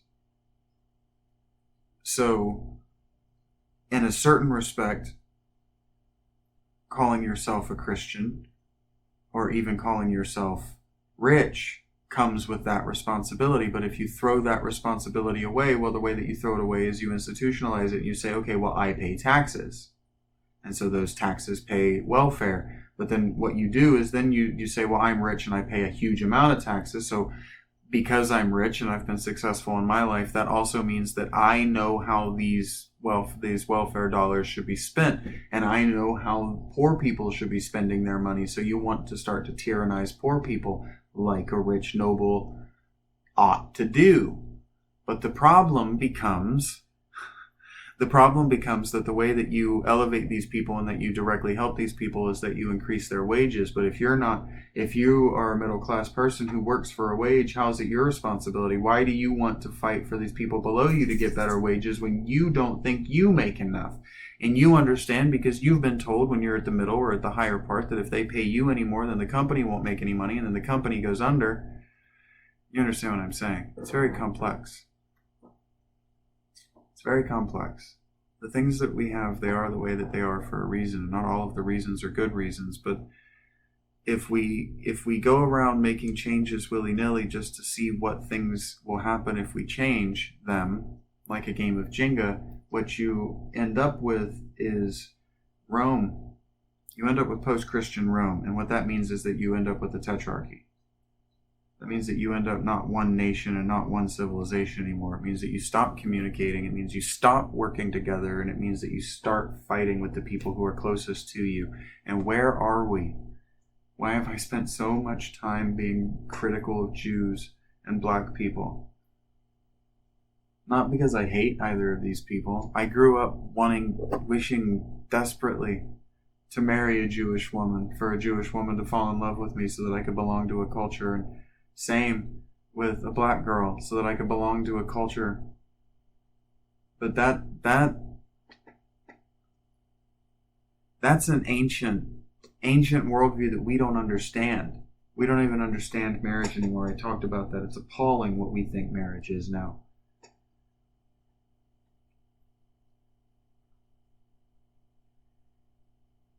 So where does individualism end? Where does the individual end? Because if the father is an individual, but the father is the tyrant of the home, when does the child become an individual? At what point does a child become an individual? Because the argument ad absurdum for the whole pro-choice argument isn't at what point does it become like a human being or a person or a living thing that you're allowed to kill. It's at what point does a child become a free will actor? Because the real reason that they're too anxious to have children is because of that question, answering that question. At what point does my child become a free will actor? And the answer is 2 years of age, once they can start to form permanent memories. Up until that point, you're just habituating them to be a free will actor. But nobody likes that. That's why we have changeling mythology, and that's why everyone in California is so concerned about autism. And that's why everyone is so concerned about autism, right? It's the same thing as the changeling. The child that's suddenly different because you've started paying attention, because other parents have noticed it, because the child has left the home for the first time. But that is an expression of the devouring parent, of the narcissistic psychopath who's allowed to have children, because the only people that are having children are people who are doing it because they're too poor or too stupid not to, and narcissistic psychopaths who want to have a legacy post-death, or somebody to boss around until it's an adult. Maybe even somebody to prevent becoming an adult so that they never ideate and become a person and individuate, so that you just have a slave.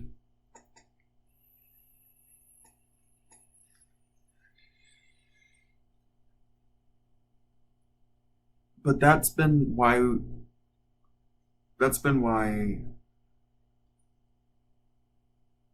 rural parents have had parents since the beginning, or have had children since the beginning of time. So these same women, these same men who were bailing on Abrahamic marriage, on the idea of marriage as a trade between families, as a trade between civilizations, as inter-civilizational communication, these same people that are bailing on that idea are having children to put them to work so that they have labor. And that can be abstract, and it can be absolutely not abstract, because there's that one liberal convert chick who works for the Daily Wire, I believe, whose mother had her so that she could prove how liberal she was and how progressive, and that she was a good protester and a good what do they call activists. She was a good activist.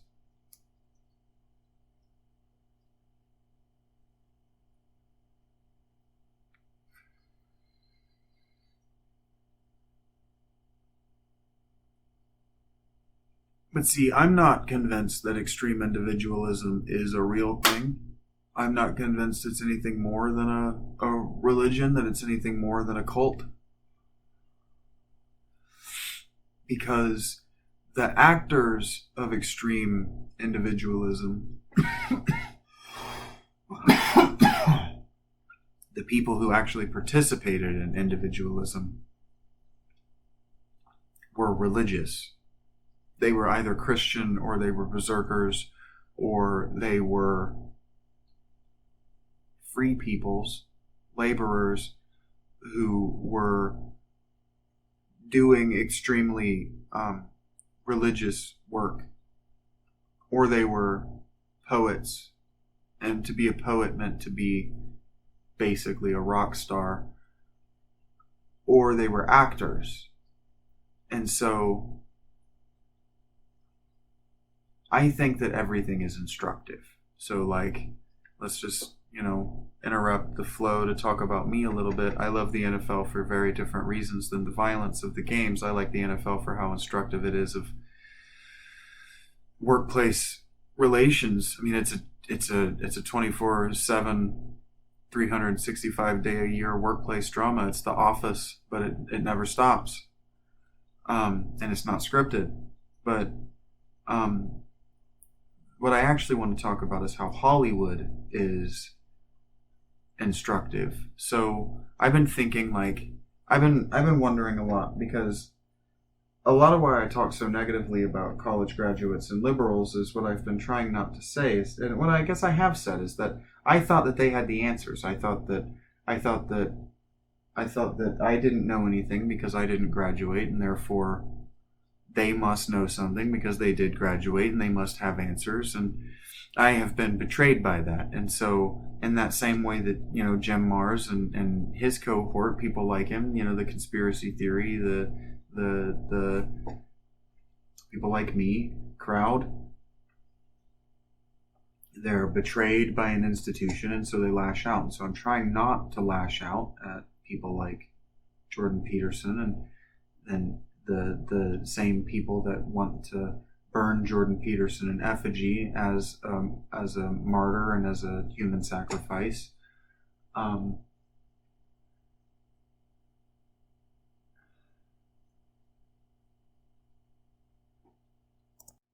Hollywood. One of the things that I took for granted, because I listened to college educated people on the internet talk, because they were the people talking, is that it is Hollywood's responsibility to represent life as it is, and therefore it is Hollywood's responsibility to gender and race shift characters in traditional stories. And whether it is or isn't, doesn't matter, because that's a conversation for trolls and for another day when I've got more than 6 minutes before I'm at the 2-hour mark. But what I've been thinking about is actors, and how actors can, the idea that actors can get full of themselves is so trite and so stupid it doesn't need to be said. But what I don't mean is that they can become narcissistic and they become egoistic and they become hedonistic and they can become Johnny's Depp and Amber's Heard. What I mean is that they can believe their performances. They can believe that they are their characters. And I'm not just saying that because I'm autistic, and my first time acting, I believed that the things that I was saying and doing were real. That was because I was a child and didn't really understand anything about anything, and still don't. That's why I'm doing this, is to prove to myself that if I don't understand, I at least know a lot. I don't think I do know a lot, but that's not the point. Because of what I've been trying not to say and what I've been trying not to talk about. So when I was talking around what a good example of ritual magic is, well, a good example of ritual magic is the Eucharist, is any Mass. And so, like, pagans or atheists are really happy to do this. Like, ha ha ha, I just shook up your whole worldview, did I? And then make some joke like, no, stay with me. I'm not saying that you're all wizards or whatever. But what I'm trying to say is that we have taken for granted that our leaders knew things that we didn't know, and that they had answers that we didn't know.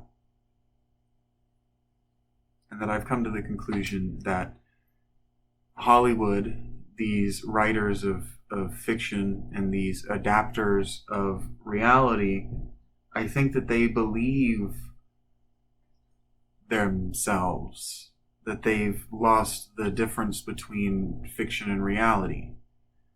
And in taking on the responsibility of interpreting or of representing reality as such in their work perfectly, or at least in whatever language the PC crowd want them to do it, in taking on that responsibility, they've become Christianity. They've become a religion and a worldview, and they've made a claim to have answers that no one has.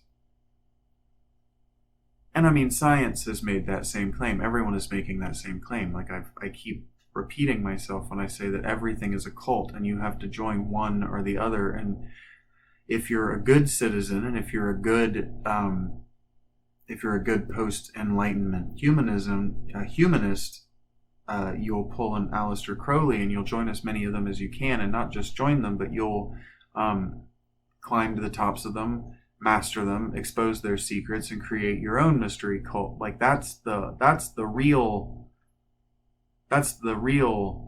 like hero's journey of the liberal, is to invent your own Christianity, or at least invent your own expression of Christianity in some non-Christian location, some place that it doesn't belong.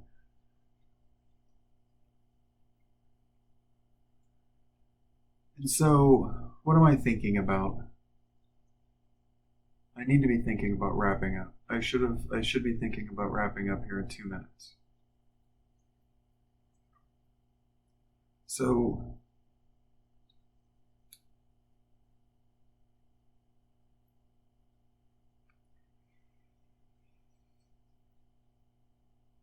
if we're going to have a radical individualism, and we're going to talk about moving forward as individuals with this conversation between liberals as they exist and conservatives as they exist, then we need to be very clear about what we're talking about when we're talking about a future. We're talking about making a future, and we're talking about the lives of children. Because the people that we're trying to insist on getting affirmative care are children, not adults. We're not talking about people who are post 25 that need help. We're not talking about people my age. We're not talking about people in their 40s. We're not talking about people that have been in the system, had jobs, got educations, tried to be citizens, and were spat out. I'm not talking about those people. We're talking about the people that haven't gotten the chance yet. And so what we've done is we've said that making the lives of people that have already been in the system and fucked themselves up because they didn't make the necessary choices, because they didn't educate themselves in the necessary manners, that helping them, if they're not corporations, is unconstitutional. So then the question that we have to ask, and the way that we have to orient ourselves toward the future, is we have to be honest about the fact that what we're talking about is we're talking about the futures of our children. And so what we have to do is we have to be very honest about ourselves when we say that a person is not a person until they're 18. And so when we say that children are only conditionally responsible for their choices before they're 18, what we have to say is that children are only products of their own free will, conditional to the quality of their parents. And so if what we're going to do is we're going to say the onus lies on the parent, and that the quality of the child is the responsibility and the duty of the parent, then what we have to do is that we have to say outright that the quality of the parent is the first and the most important thing. And so when we're moving forward and we're answering these questions, we have to ask ourselves, and we have to answer for ourselves, how are we going to make sure that this batch of children comes out good parents? That's the only thing that matters at this point. Because what we don't have is an ethical workforce, and what we don't have is a moralistic government. So what we have to ask ourselves is, where do we start if we're going to fix things? Because if all of these people protesting, and all of these people being activists, and all of these people play acting like they care, want a solution, the solution has to start in the home, because we've said that we're extreme individuals and that everything is in the home. And so if everything is an expression of combat with the tyrannical home, the devouring mother or the domineering father, the Oedipal or the electric complex, and we're saying that everything in the world is an expression of that, and maybe we aren't saying that. I don't know who we is in this context, but I am saying that because I've been on Twitter and I have had jobs and I have paid intense attention to the people around me, and what I notice is that everybody is on some crusade of some wrong that happened to them in high school. Everyone. That's what life is. And so if that's where the trauma starts, is at the school, then we have to figure out not how to pull our children out of the schools, but how to get our parents to engage in their children's education in such a way that children understand that education equals enlightenment. Enlightenment equals already having been liberated, already having been good. Not having made some choice because you were a child and thought you could get away with it that you can never unmake. And that starts at the home. That starts at the home. But that starts in the home, not in a condescending, moralistic way that you'll hear Nancy Pelosi say. That, oh, you're bad because your kid is bad. What I mean is we have to figure out what it means to be a good parent. And since the answer that the Carthaginians had and that the liberals have is that you can't be a good parent to your firstborn because you don't know how to be a parent, you don't even know how to be pregnant, the answer is to sacrifice that child until you're ready. Until you're ready to be a parent. Until you're ready to be a parent is what everybody says. Until I'm ready. I'm waiting until I'm ready. No one's ready.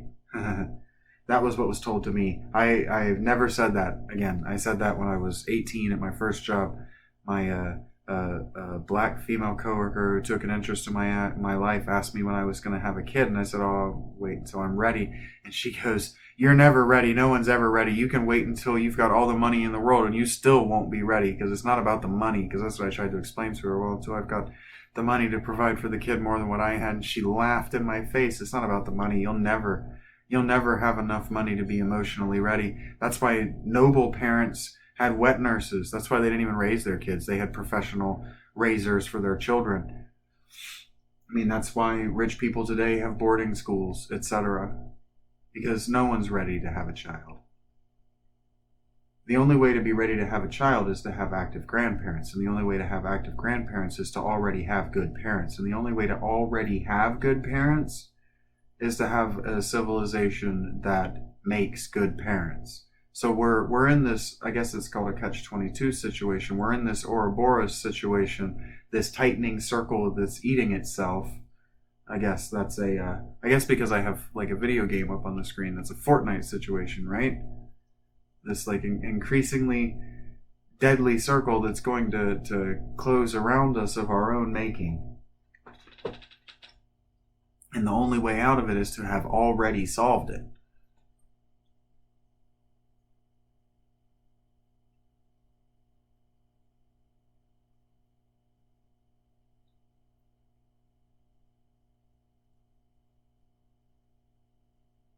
And so I think the answer is to understand that you are an individual in the sense that you are an individual actor, but that no person is an island, and that every choice and every thought that we think, every word that we say, every action that we make, whether we think they're a choice, whether we sat down and meditated and took days or weeks or months or years to make the choice, like getting a tattoo, or whether it was an impulsive thing that happened, like reacting violently to being frightened. Those are choices that we make. I remember very clearly in high school, and I've got 9 minutes before I don't want to go over 2:15. I remember very clearly in high school that our principal said that there is a split second before every choice you make where you can make a different choice. And everybody kind of rolled their eyes. Like, yeah, obviously there is. But there's a split choice before every choice you make where you can acknowledge that you're making a choice, or you can act like it's a thing that's just happening. And if you act like it's a thing that's just happening, you have given yourself over to being the slave of a spirit. Like I ended last one with.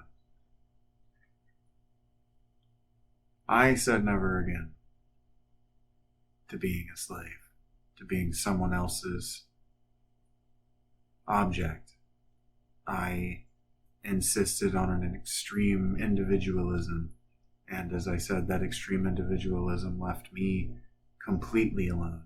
It didn't leave me a narcissistic psychopath. What it did was left me inexperienced and alone. So stupid and alone.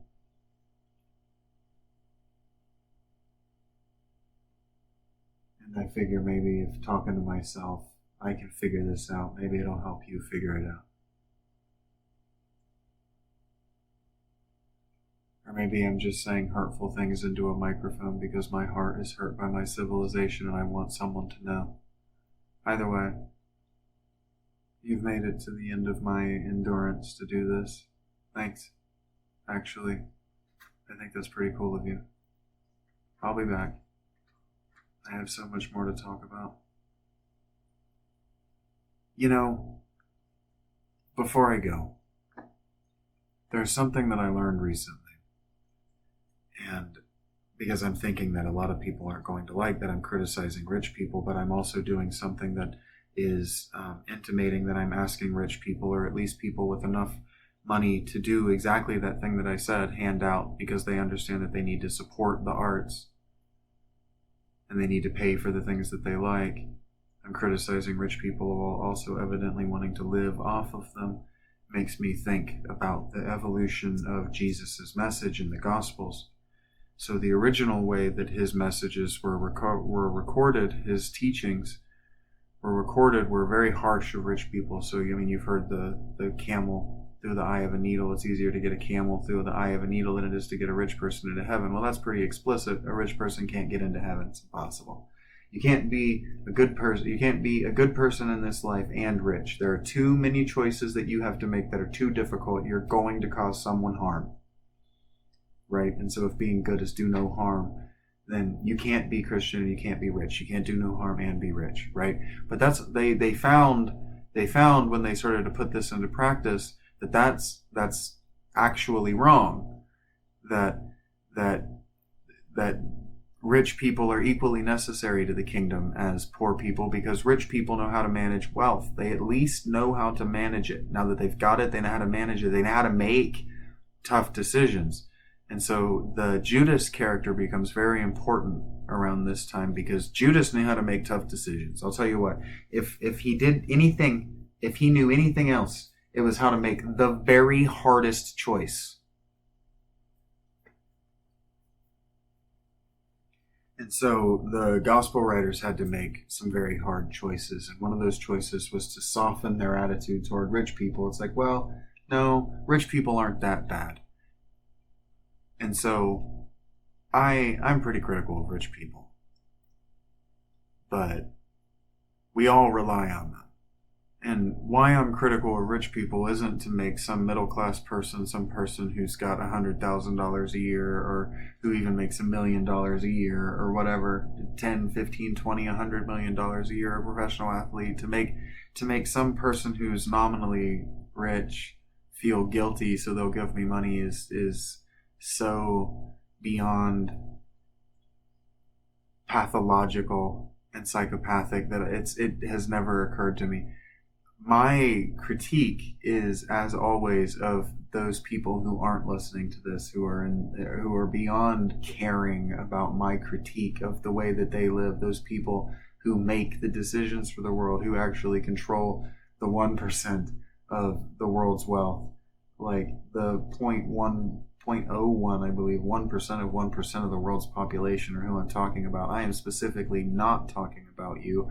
I am talking about how you don't need to imitate those people, because I think it's about that. I think that I came close when I started talking about acting, and I started talking about putting on airs, and when I was talking about, I need to just sit down and I need to talk about the magic of clothes and why Final Fantasy 12 and the dress sphere, and I need to orient these more toward a specifically video game metaphor if I'm going to be using video game imagery and talking about gaming. But these are big ideas, and I'm still trying to figure this out. But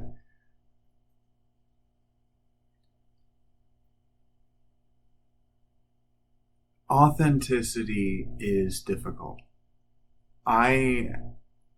I never learned not to be authentic. And so I think that when I notice people acting or performing in a certain way, I'm critical because I never learned how to do that. But that's normal. And so one of the things that humans have always done is that the poor have always imitated the rich, because the idea is to elevate and become the rich. And so if you imitate them while you're poor, you know how to be like them. That's low-key what I'm talking about when I say, when I'm talking about rich people maintaining being rich, or the ruling class maintaining being the ruling class because they know what they're doing, and nouveau riche being a problem because they don't know what they're doing. But we're in a situation where no one knows what they're doing. The internet has ruined everything. Smartphones have ruined everything. What I'm doing right now wasn't possible 10 years ago. I mean, YouTube embracing podcasts the way that they did, to my knowledge, happened like this month. It happened this year. That wasn't even possible when I thought that what I was going to do was a narrative podcast. I mean, that's not stopped. I've just put that on hold to do this, to practice, to build the discipline and the habits necessary to do that much more difficult thing. But anyway, thanks for sticking around for the addendum. I just wanted to say, You are not the rich person that I'm critiquing. What I want you to take away from this is that as an individual, it is on you, it is your responsibility, it is your duty, but that's not a burden. Because no one's judging you but me, and I'm not judging you. I'm just telling you what no one will tell you, that it is your responsibility to not behave like the decadent rich, and to indeed embrace what the progenitors, what those people, progenitor is the correct word, I've been using that wrong throughout.